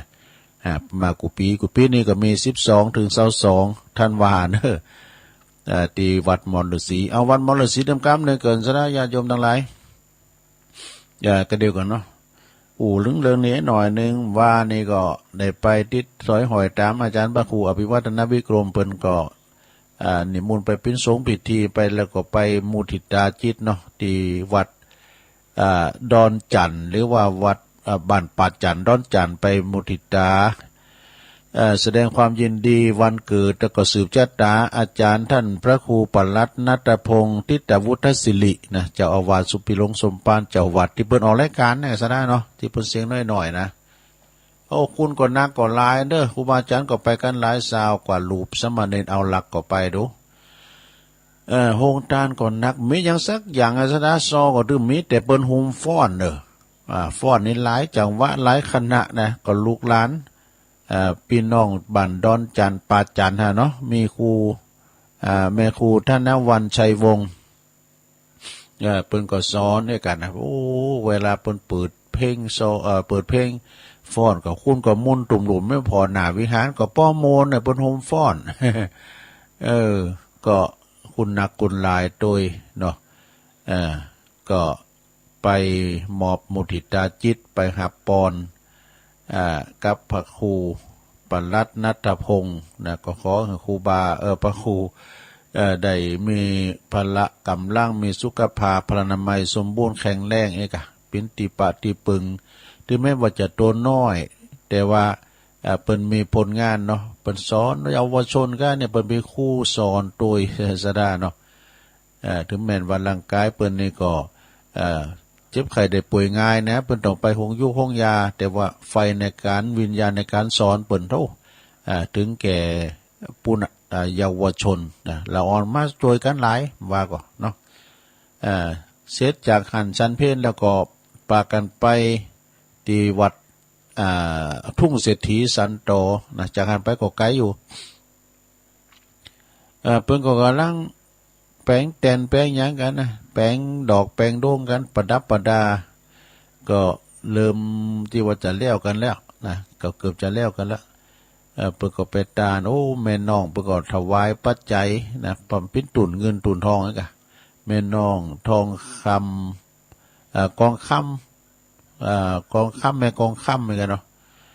ปรากฏตานตุ่นหมื่นนี่นะครูบาดอยก็ไปหับตานปันปอนตึงหมัวตึงโลงตึงหลายมีครูบาดอยท่านมหาเสาแก้วแล้วท่านพระครูอภิวัตรแล้วก็มหาสมชาติแล้วก็ตุลุงแล้วตุปิศักดิ์ เจ้าของพื้นที่หั่น ก็ไปปันป้อนให้เปิ้นเนาะอันนี้ก็แล้วไปนะต่อไปจะได้ประกาศข่าวสารงานบุญสักน้อยก็วันที่30เนอะ30ตุลาก็งานบุญมหาทานบุญกฐิน200วัดกฐินโลมเนอะจัดกันขึ้นที่วัดมอนฤาษีในเมตตาธรรมอาจารย์พระครูสุเมธธรรมเสวีเนาะจัดถึง200วัดศรัทธาก็ปากันไปใส่บาตรกันเนอะโดยท่านนายกอบจคุณพิชัยเลิศพงศ์อดิศรนะฮะเพิ่นก็เป็นประธานฝ่ายฆราวาสแล้วก็ได้รับเมตตาอันยิ่งใหญ่ในเจ้าพระคุณสมเด็จพระมหาธีราจารย์กรรมการมหาเถรสมาคมวัดเชตุพนวิมลมังคลารามเนาะวัดโพเปิ้นได้เมตตามาเป็นองค์ประธานฝ่ายบรรพชิตโดยครูบาอาจารย์ก็จะมากันหลาย200วัดนี่ก็ประมาณปันปลายว่าถึงผู้ติดตามแถมนะสดาญาติโยมก็มาเด้อมารวมทำบุญใส่บาตรแต่ละวัดเพื่อจะต่างบาทไว้เป๊กเดียวก็ถึงวัดเป๊กเดียวก็ถึงวัดมาวัดเดียวได้200วัดนะที่วัดมอนฤาษีเนอะสดาเนอะก็มากินมาทานรวมกันซอกเก่านะเป็นของเปิ้นนะเป็นวัดเปิ้นมันมาศูนย์กันแหละซอกเก่านี่เป็นของวัดมอนฤาษีก็เป็นกฐินเงินล้านสร้างเมนด้วยนะแล้ววันที่11นะ11ตุลาเป็นวันตักบาตรเทโวโลหานะวันพระพุทธเจ้าเปิดโลกตั้งหน่วยอบรมประชาชนประจำตำบลวัดเกตกาลามนะโดยเมตตาบารมีธรรมอาจารย์ท่านพระครูสันติเจติยากรรองเจ้าคณะตำบลป้อมเด็กคณะสงฆ์เศร้าเก่าลูปเนอะในตำบลนั้นเพิ่นก็จะมีการตักบาตรเทโวเริ่มตั้งแต่7 โมงเป็นต้นไปเนอะนำเอาข้าวสารอาหารแห้งนะมาใส่บาตรกันเนอะแล้วก็วันที่11เหมือนกันฮะหลายตีกะวัดฝายหินโดยมชเปิ้นก็ตักบาตรกันมาทางวัดพระพุทธบาทตากผ้าแล้วก็มาทางวัดประทาเจ้าสลิจอมต้องวัดดอยแก้วโพสมาได้เลข0ตัวหนึ่งแล้วก็มาที่วัดพระธาตุดอยน้อยก็ขอเล่นเจิญเนอะวัดพระธาตุดอยน้อยปีนี้หลวงพ่อท่านพระครูสาธุกิจนันท์เปิ้นจัดเนาะพระสงฆ์108รูปเนอะพี่น้องทั้งสองฝั่งปิ้งก็ดีและตีและต่างเวงน้องหลองบานหุงมาเด้อนะมารวมใส่บาตรกันนะใส่บาตรพระประจำปีมันมีวันเดียวนะอันนี้กำหนดวันเนอะมันหลายนะไปหลวงพ่อเฮาเลื่อนไปวันที่12ได้กะอันไม่ได้จะได้มีวันเดียวได้ วันที่11เนอะโยมเด้อก็ขอประกาศเชิญชวนเนอะที่ลานเชิงดอยเชิงบันไดนาควัดประทาดดอยน้อย11นะตักบาตรที่วเริ่มตั้งแต่6 โมงเป็นต้นไปนะต่อไปงานต่อไปก็วันที่12นะโยมเนอะหลังจากว่านี่อาจารย์พระครูเปิ้นก็มาแวที่วัดมณฑาทิพย์เนาะเอาเปิ้นแปลงตีวางศิลาเหลือกันเด้อศรัทธาเปิ้นก็ถ่ากันอาจารย์พระครูเปิ้นก็ไปเปิ้นไปถึงวันนี้เปิ้นก็ไปนะปิ่นก็เอาปิ่นการไปแปลงไปสังไปเป็นกำลังใจแล้วก็แปลงด้วยนะตากแดดจุบบดดำไม่นะ12ตุลาก็จะมีการบุญกฐินเนี่ยดีที่พักสงฆ์มณฑาทิพย์แล้วก็จะสว่างศิลาฤกษ์โดยไปจดไม้มงคลกันเนอะดอกไม้มงคลการสถาตีตุลุงได้เปิดแผ่นสปอร์ตไปเนาะก็ในเมตตาท่านอาจารย์พระครูกัลยาณปราโมทย์นะท่านพระครูอภิวัฒนวิกรมท่านพระอาจารย์มหาท่านพระมหาสมชาติชาตปัญโยตุปีวันใหม่โดยทั้งนอกทั้งปางก็บัดได้ลืมนะเพิ่นก็จะมากันหมดบ่ว่าจะเป็นอาจารย์สุพจน์ตุปีน้อยเจ้าอาวาสวัดห้องก้อมโมงก็ดีละปูนนิคมบ่นะพุทธประธานตุปีไก่ปูนต่อเฮ้อนะต่อเฮ้อแม่แจ่มปุนตุยแล้วก็ตุปีนิวัดโชติพโลวัดหนองหอกโดยหลายตีนะที่เพิ่นออกจากน้ำเพิ่นว่าน้ำเกิดหินเกิดที่หันแต่ว่าเพิ่นไปสร้างวัดสวัสดิ์ที่อื่นเพิ่นก็จะมาปาศรัทธามานะพี่น้องแม่แจ่มมาละลายเนอะ วันที่12เนาะก็ที่วัดมณฑาทิพย์เนอะ13ก็ไปบุญกฐินแล้วก็ตานศาลาการประเรียนโดยที่สำนักสงฆ์ทุ่งเศรษฐีปุ้นสันตอมว่าก็ไปอยู่พอเปิ้นกำลังเล็งเนอะเปิ้นจัดการ วันที่13เป็นงานอันนี้ตัวนะเป็นงานจะลองตัวมีโหวัดตัวเนอะ14ก็ที่วัดสันกาวานสันกาวานตำบลแม่กาอำเภอสันป่าตองนะฮะสันกาวานในเมตตาธรรมอาจารย์พระครูสังวรศรีลพิพัฒน์นะอาจารย์เจ้าคณะตำบลแม่กาตัวนะภาคตอนบ่ายมื้อนี้นะแล้วก็วันที่เป็นวางศิลาฤกษ์ด้วยนะสร้างพระธาตุเจดีย์ด้วย15ก็บุญกฐินที่วัดสันตึงตำบลคงเป้าจอมตองวางศิลาฤกษ์พระธาตุเจดีย์โดยเนอะวัดสันตึงก็เนี่ยหลายน้องหายเนี่ยเนาะ16ก็งานบุญกฐินตุลานะแล้วก็สร้างพระธาตุเจดีย์โดยที่วัดศพแจ่มฝั่งซ้ายตำบลบันแปะจอมตองก็มีวางศิลาฤกษ์โดยเนอะอันนี้ก็เป็นสถานเจ้าภาพเดียวกัน7พฤศจิกายนก็ที่วางศิลาฤกษ์ที่วัดบ้านโป่งอำเภอตำบลหางดงอำเภอหอดเนอะอำเภอหอดก็วางศิลาฤกษ์เจดีย์ด้วยแต่วัดนั้นไฟหินเฮานี่ก็29ตุลาเนอะ29ตุลางานบุญกฐินที่วัดไฟหินมชเนอะก็ไปลมกินลมตาลด้วยกันแล้วก็อันนี้ก็งานบุญกฐินของวันที่29ตุลาเนอะที่วัดป่าปีวงเล็บพระเจ้าอมลิ้นหมู่4ตำบลศพแม่ขาอำเภอหางดงจังหวัดเชียงใหม่อันนี้ก็เปิ้นก็จะได้สร้างปฏิสังขรณ์ซ่อมแซมโฮงหลังเก่าที่มันสุดโทรมไปเนอะสกาย02ฝากประกาศมา60ทั้งหลายก็ไปเนอะนะไปกินไปทานด้วยกันในวันที่23ตุลานี่ก็งานบุญกฐินเนอะที่วัดป่าไผ่บ่อทองตำบลแม่โป่งอำเภอดอยสะเก็ดเนอะและมีสืบชะตาด้วยนะไปรวมกินรวมทานรวมทำบุญด้วยกันในวันที่23ตุลาวันปิยมหาราชโดยในเมตตาบารมีธรรมหลวงปู่ท่านพระครูพุทธิธรรมรักษ์เจ้าคณะตำบลโดยแล้วก็ท่านพระอาจารย์สมเพชรปัญญาโนนะ23ตุลาเนอะและวันที่30ตุลาก็งานบุญกฐินที่วัดเสาหินตำบลสีโบบานเนอะของในเมตตาธรรมอาจารย์ท่านพระอธิการบุญส่งโสภณจิตโตประธานอปตเจ้าอาวาสด้วยนะพระอาจารย์เอกพลชุตินทโรทุกวันอังคารทุกวันจันทร์อังคารฟังที่96เนอะเวลา6 โมงปลาย5 โมงปลายเพิ่นจะออกรายการนะทุกท่านติดตามตลอดนะ30ตุลานะที่วัดเสาหินสีโบบานวันที่15ตุลานี่ก็15ตุลา65นี่ก็งานบุญกฐินที่วัดเจ็ดลินนี่ก็ในเมตตาบารมีธรรมอาจารย์ท่านพระมหาวิษณุจารุธรรมโมนะอาจารย์เชื้อเขาเนี่ยนะเปิดจัดตอดกันในวันที่15ตุลาก็เวลาตอนเจ้า9 โมงนะสืบจัดตาลงเหมือนกันแบบล้านนาพระสงฆ์9 รูปทรงสมณศักดิ์ทรงปาติโมกข์ทางนั้นเด้อเปิ้นตองปาติโมกข์ได้ทางนั้นนะแล้วตอนบ่ายก็ตอดกฐินเป็นลำดับต่อไปในวันที่30ตุลานะงานบุญกฐินสามัคคีตอดนาที่วัดป่ารกฟ้าตำบลหนองโยงอำเภอเวียงหนองล่องจังหวัดลำพูนเนอะเติมบุญหนุนบารมีสร้างมหากุศลปีนี้ก็ได้รับอนุเคราะห์นะประธานตอดกฐินก็คุณพ่ออินตาคุณแม่สมนาวงสายะพร้อมด้วยครอบครัวลูกหลานเนอะแล้วก็พร้อมตึงคณะสัตยาวัดป่าหกฟ้าทุกหอหลังคาเฮือนเนอะวันที่23ตุลา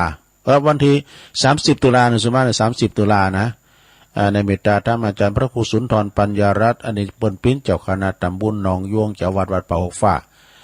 พ่อครูตุลุงแถมตุน1นะฮะในเมตตาธรรม24เนอะ24ตุลาก็งานบุญกฐินที่วัดพระธาตุดอยหล่ออาจารย์จิตอนาลโยเนอะ24ตุลาอันนี้ตุลุงก็จะได้ไปอยู่นะในวันที่อาทิตย์ที่23ตุลาเหมือนกันปินจับวันเสาร์ด้วยเนอะวันติดใช่ไหมเดี๋ยววันติดที่23วันปิยะนะเจิญลารวมทำบุญอายุวัฒนมงคล63ปีแล้วก็34พรรษาแล้วก็ตอดกฐินประจำปีโดยในเมตตาบารมีธรรมอาจารย์พระครูวรวัฒน์พิสารภูลศักดิ์พรหมเสนตัวปีศักดิ์เขานะก็เวลาประมาณ 09.39 คือว่า9 โมง 39ณที่วัดวังกูตำบลนำดิบอำเภอป่าซางก็ขอเชิญรวมทำบุญแล้วก็ไปเป็นมีการสืบชะตาหลวงด้วยนะพระสงฆ์หลาย10 รูป สืบชะตาลงก็ขอเชิญไปรวมแสดงมุดิตาจิตแล้วก็สืบชะตารวมกันนะฮะวัดผาเงือพระนารามนะฮะตำบลนครเจดีย์เพิ่นก่อสร้างโบสถ์โดยแปลงกุฏิส่งโดย23ตุลาเหมือนกันได้เปิ่นจะมีการตอดกฐินนะในเมตตาสายคุบาลาหรือว่าท่านพระอธิการธงชัยวรธรรมโมเนอะเปิ้นก็จะมีการตอดกฐินวันที่23ตุลาผาเงือพระนารามแล้วก็วันที่6 พฤศจิกายนนี่ก็งานบุญทอดกฐินที่วัดพระบาทอุดมนะบ่อสาวาเนอะอันนี้พฤศจิกายนเหมือนกันนะแล้วก็วันที่22ตุลานี่ก็งานบุญกฐินที่วัดม่อนห้วยแก้วอันนี้เพิ่นก็สร้างเมนเหมือนกันด้วยอาจารย์สมหวังกัลยาโน22ตุลานะฮะว่ากันเปิ้นตุของโตยังว่ากันแล้ววันที่15ตุลาเนี่ยเป็น15นี่เป็นวันเสาร์ที่แรกเปิ้นวันที่16ดูแล้วก็โยมเปิ้นก็ขยับขยื่นเคลื่อนย้ายมาพอพิมพ์ซองเลยเนาะเป็นวันที่15ไปเด้อวันที่15นะโยมเด้อโอ้แจ้งข่าวสดาญาติโยมพี่น้องเสาหินจะมาโดยขอบคุณเด้อเสาหินสีบัวบานก็มาลมกินลมตาลโดยก็วันที่15เด้อก็สืบชะตาลงโดยที่วัดประทาดดอยน้อยตำบลดอยหล่ออำเภอดอยหล่อที่ตุลุงอยู่เนี่ยนะในเมตตาบารมีธรรมหลวงพ่อพระครูสาธุกิจจานันท์นะรองเจ้าคณะอำเภอดอยหล่อเจ้าวัดประทาเจ้าดอยน้อยเนาะสดาญาโยมงานก็ทีนะสดาเนาะความจริงนี่มันมีกูวัดกฐินนี่นะสดาญาโยมขนาดวัดเดียวมี200วัดก็มี ก็มากินมาตานไก่ที่ไหนก็ไปที่หันเนาะบุญกฐินอันยิ่งใหญ่เป็นกาลตานเป็นสังฆทานโดยนะแล้วก็เป็นบริวารโดยอันเต้ๆนะก็คือผ้าเนาะเป็นทรัพย์สมบัติเป็นอย่างต่างๆเป็นบริวารทั้งนั้นแต่บริวารก็มาแหงนะคือสั่งหางแป้งก็ได้บุญกฐินมากก็โอพอดีเอามาอีกก็เนาะสถาสำหรับพฤศจิกายนก็เอาไว้ประกาศทำใหม่เพราะว่างานบุญทั้งตุลุงนักลำไพว่ะพฤศจิกายนก็ค่อยว่ากันเนาะเอาตุลามันเลี้ยวไปก่อนเนาะเดี๋ยวตุลุงจะตักตังลายกันเนอสถานตักตังลายพี่น้องกำลังเปิดมือถือนะฉะนั้นก็สถาญาติโยมทั้งหลายแต่ว่าก็นั่งรถไปก็โมนไปนะพอทิวทัศน์พอป่าเขาลำเนาภัยฝุ่นนี่ทำมีอันว่าเนี่ยตกด้วยตางมาเป็นตีเนอะตุลุงก็ไปก็รับไปตอนเดือก็โหตอนนี้ยังถึงไหนเหมือนว่าจอดปั๊มเป๊ะหมดหุ่นตางก็เป๊ะโอ้พี่ว่าฝุ่นตกตุลุงก็โนรับเปิดมือถือก่อนก็จะตักตังลายเนาะขอบคุณไปเฝ้าโทรมาเธอ077เดียวกันเนี่ยเดี๋ยวยังตักตังลายก่อนศรัทธาในพระสัทธรรมตักมาเนาะแล้วก็โยมปียุพินหอมอาลาปีน้อยจากแม่โยกเนาะตักมาบุญส่งโดยยันอสมอเนอไหวสาตูอาวตูอาวกับตูน่ะตูอาวเสียงทอง ยันอสมแล้วก็มีแม่สีดาเนี่ยจะเว้งเป่าโดยวามปะกันสกรรมเปิ่นมีการชมรมสกาย75โดย60ทั้งหลายน่ะคุณแม่สีดาคุณแม่กันดาสีเนตรฟังจากหางดงชัดเจนดีว่าเพิ่นก็ไปนะแม่พันธาวันนะจากป่าไม้แดงเป็นกำลังใจตุลุงโดยเนอร์นะดอยสะเก็ดโอ้ท่านประจารย์สมเพชรปัญญาโนทำเต็นเจ้าก็ทำเปิ้นนะทำติ่มเจ้าตุลุงบรรยายเปิ้นนะก็ตักมาเนอแล้วก็พี่ไอ้ใต้หัวบรรจงการทวงฟังอยู่เนอตุลุงฟังอยู่เพลงเก่าก็โมนดีเนี่ยอันนี้ตัวแทนพี่น้องนำดิบเหนือและต่อไปก็มีพลงมงคลมูลชีพนะจากน้องเอิกนะน้องเอิกก็ชุมชนพี่น้องเจ้ายองน้องเอิกเสือกระแป้งบันกอกพวกนี้นะปินย่องทางนั้นสดาเนี่ยย่องอย่างตุลุงเนี่ยกะเปิ้นปินย่องอุ่ยย่องแล้วก็มีแม่สุทัศน์ดีมูลเสียดายนะพระกาศน้ำโถมหมดได้ แม่สุทัศน์นี่ไปอยู่แม่วางแสนพรหมทุ่งปีแม่คุณแม่สิรินทิพย์บุญเลิศนะอันนี้ฟังอยู่ตั้งกรุงเทพฟังตักมือถือนะฟังอยู่เจ้ายายไข่แก้วบ้านเซ้งโอ้แม่ก็ฟังอยู่เนอะสาธุสาธุเพลงเก่านิทานก็มนดีขอบคุณเจ้าแม่บุญรักษาเนอะ แม่ครูทองคำที่วงคำเจ้าสาธุสาธุเจ้าฟังอยู่เจ้าปิ้งกำลังใจเจ้านะสาธุสาธุรับละเนาะ แม่สายพินกัลยาอันนึงจังโซเดียวมาซอเนอะแม่ชื่นใจไพวันอันนี้ก็ปางน้ำทุว่าก็กายบ้านะเนอะปางน้ำทุนะตุลุงเชาแม่แดงอัมพรเต็นดอกไม้อันนี้เป็นอยู่จอมตองนะท่านเจ้าที่การวิชาสุจินโนไวสาตุวิชานะครับเนอะเจ้าคณะตำบลม่วงน้อยเจ้าวัดปัตตานอาจารย์สุทัศน์กันทวังตัวนะพินปอคูพินานจานเลี่ยมเอาจานได้สมาเด้อกำนั้นก็ตักมาเด้อกะไว้สาครับทุลุงฟังอยู่นะครับ แล้วก็ป้าทิมป่าเดชเนาะอันนี้ก็ฟังอยู่เจ้าอันนี้ก็เปิ้นตักมาตั้งลาย ขอบคุณหลายๆเนาะเอาละพวกในพิธีกิจกรรมเนอะพวกนายกวัดมาบ้านแล้วเขาก็จะได้อันฟังจะได้โยงเข้าบาทด้วยกันนะพวกนะตุลุงก็จะสอนทำเมืองมาเตดเนาะทำตุอุ่ยเขาทำปนันปั้นเขานะเอาสายแหลกเข้ามาละเจริญปอนเจ้าไหวซาเจ้าตอนเล็กเยหน่อยจะเอาอันบุญกระถินเนาะจะปีนเจ้าแล้วข่าวโดนข่าวดังโตโลกที่เต็งวันแต่ว่าไปกาดยิ่งขาตายกึ่งร้อยขาไผ่ว่าขาไปขาเล็กน้อยเป็นข่าวเศร้าสอยเนินนายเห็นดูเต้ปอเมตังหลายหัวใจสลายลูกตายเตน้อยขาคนกล้ายามีเป็นหลายร้อยเอานิ้วมาห้อยอย่างผู้ลิมานขาหมดเสียงหมดเมียงห่างพานเพราะว่าเป็นม่านสังคมเนอเจ้าบางทีอาจเป็นลูกหลานสันเต่าของเฮาก็ได้ติดยาหูมันกล้าไหนก็ไปโดยขาคนกล้ายามีประโยชน์เจ้าไปขาละอ่อนเป็นข่าวหน้าเจ้าละอ่อนรับเจ้าบ่หูยังกล้าเป็นก้งเกวียนกำทำตุยกันมาลงกันกล้าทีเดียวเนอเจ้าเลยสร้างรวมกันมันเป็นกำเก่าเลยตายมือเจ้าลงกันมันนี้บอกป้นถ้ากำมาตันมาอยู่ด้วยกันตายด้วยกันเจ้ากำลังหนาหัก2-3คุกเข่าผูกขาตายเจ้าหน้าเจ้านายเฮอเจ้ากำยองวันละกำนะเจ้ากำว่าปางกระดังนะเจ้าอาสาได้แปลว่าหงายหลังนะเจ้าไว้สาเจ้าสาธุ ปังกระดัง เจริญปอนกราบไหว้สาเจ้าตะลุงแม่สีทอนเสียงแหบยังหายขนาดว่า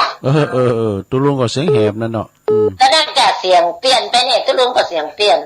น้องบัวคือสวดมนต์นะเสียงมันปล่อยเดือยสวดมนต์นะ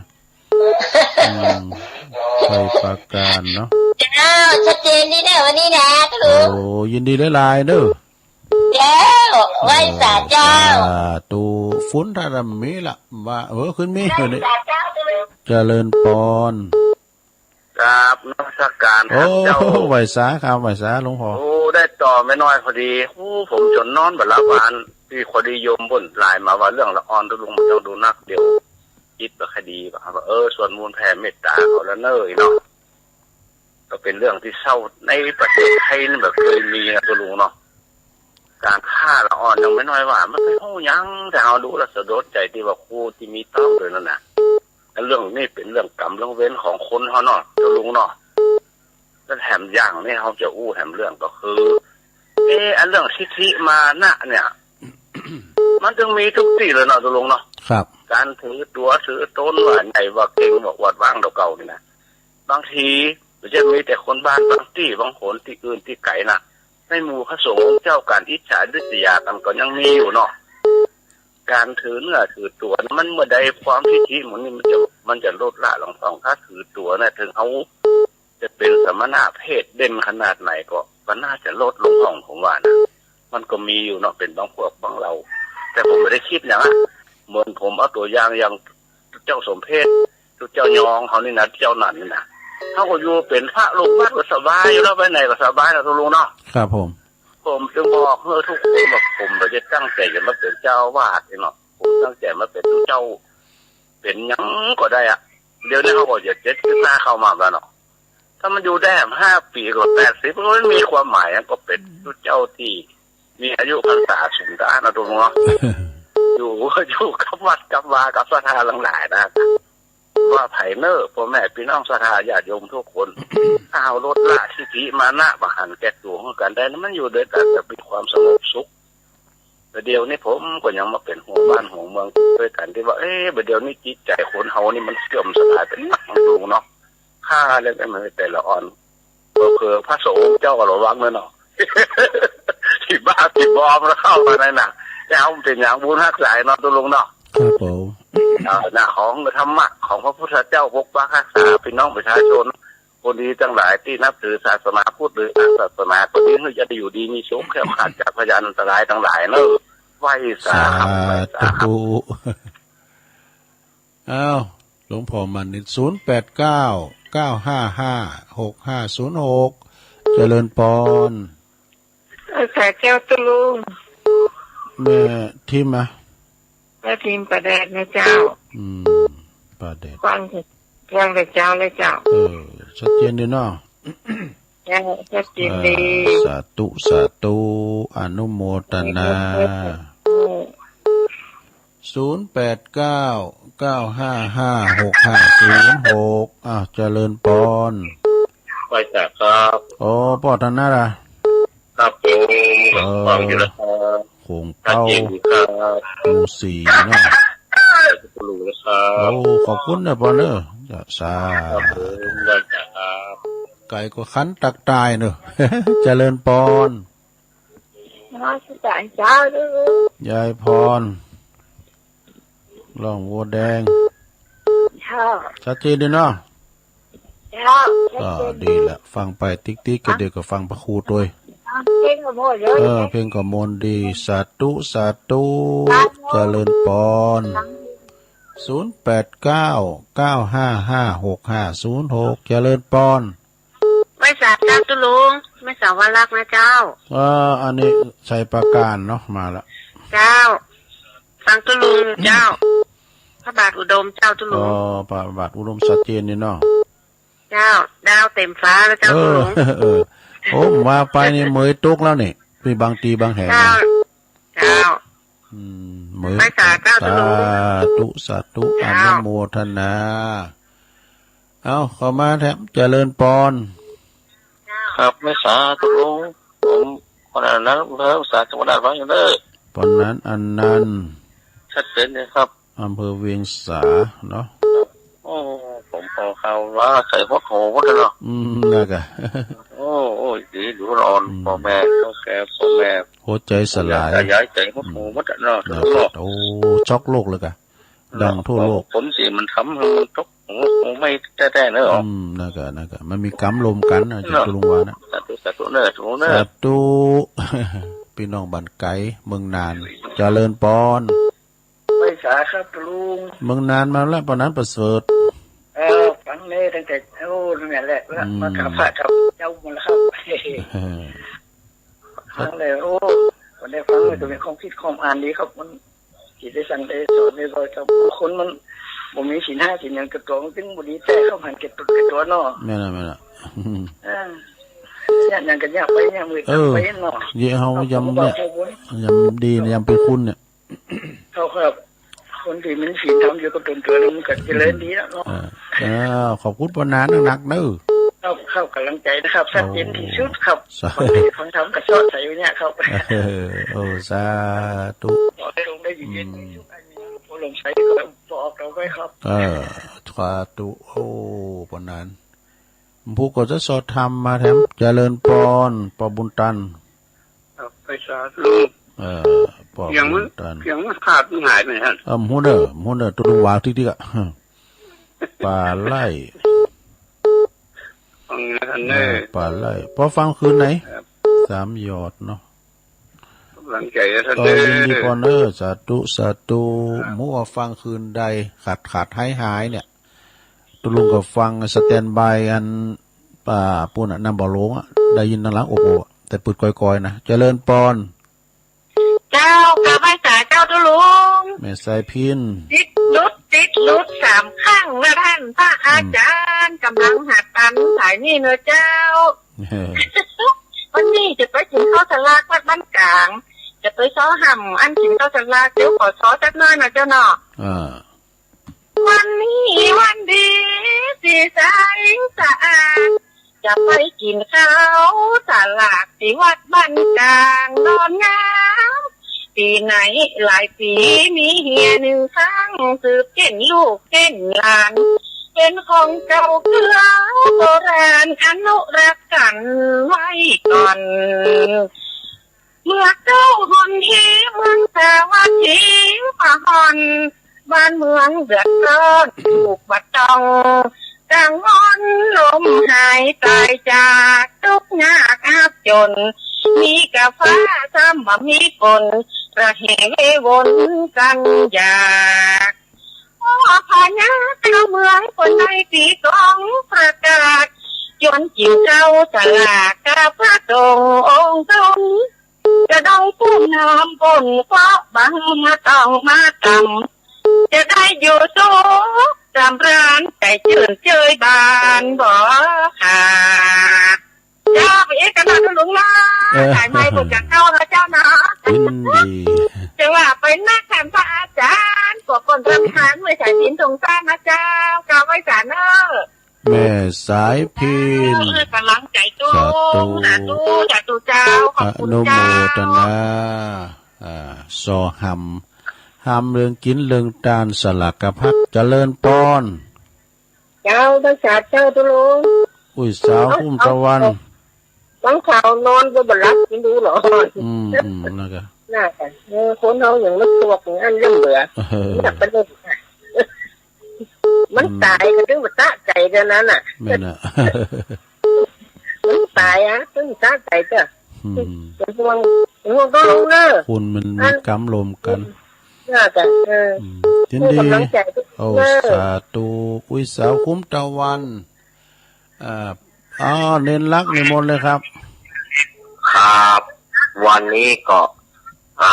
ก่อนอื่นไหว้สาหลวงลุงครับครับไหว้สาครับได้ยินเสียงธรรมวันนี้เป็นธรรมบรรยายเนาะนกสกุลมหาครับได้สาระไปนักวันนี้แยกกันเนาะสลับซับเปลี่ยนกันธรรมบรรยายฟ่องทำเมืองฟ่องฟังแล้วมันสกายนิทานฟ่องยังฟ่องฟังแล้วมันม่วนอกม่วนใจนะครับแต่ว่าก็สุมาเนอะบ่ได้ไม่ได้ต่างๆกันนะเพราะว่ามาก็เข้าในพิธีก็เข้าพิธีแล้วก็บ่ได้ปะหลวงลุงสักคำหันอยู่ตุลุงกับนางอยู่บุญแตนน่ะครับแต่ว่าก็ม่วนอกม่วนใจเนาะศรัทธาญาติโยมก็ไปร่วม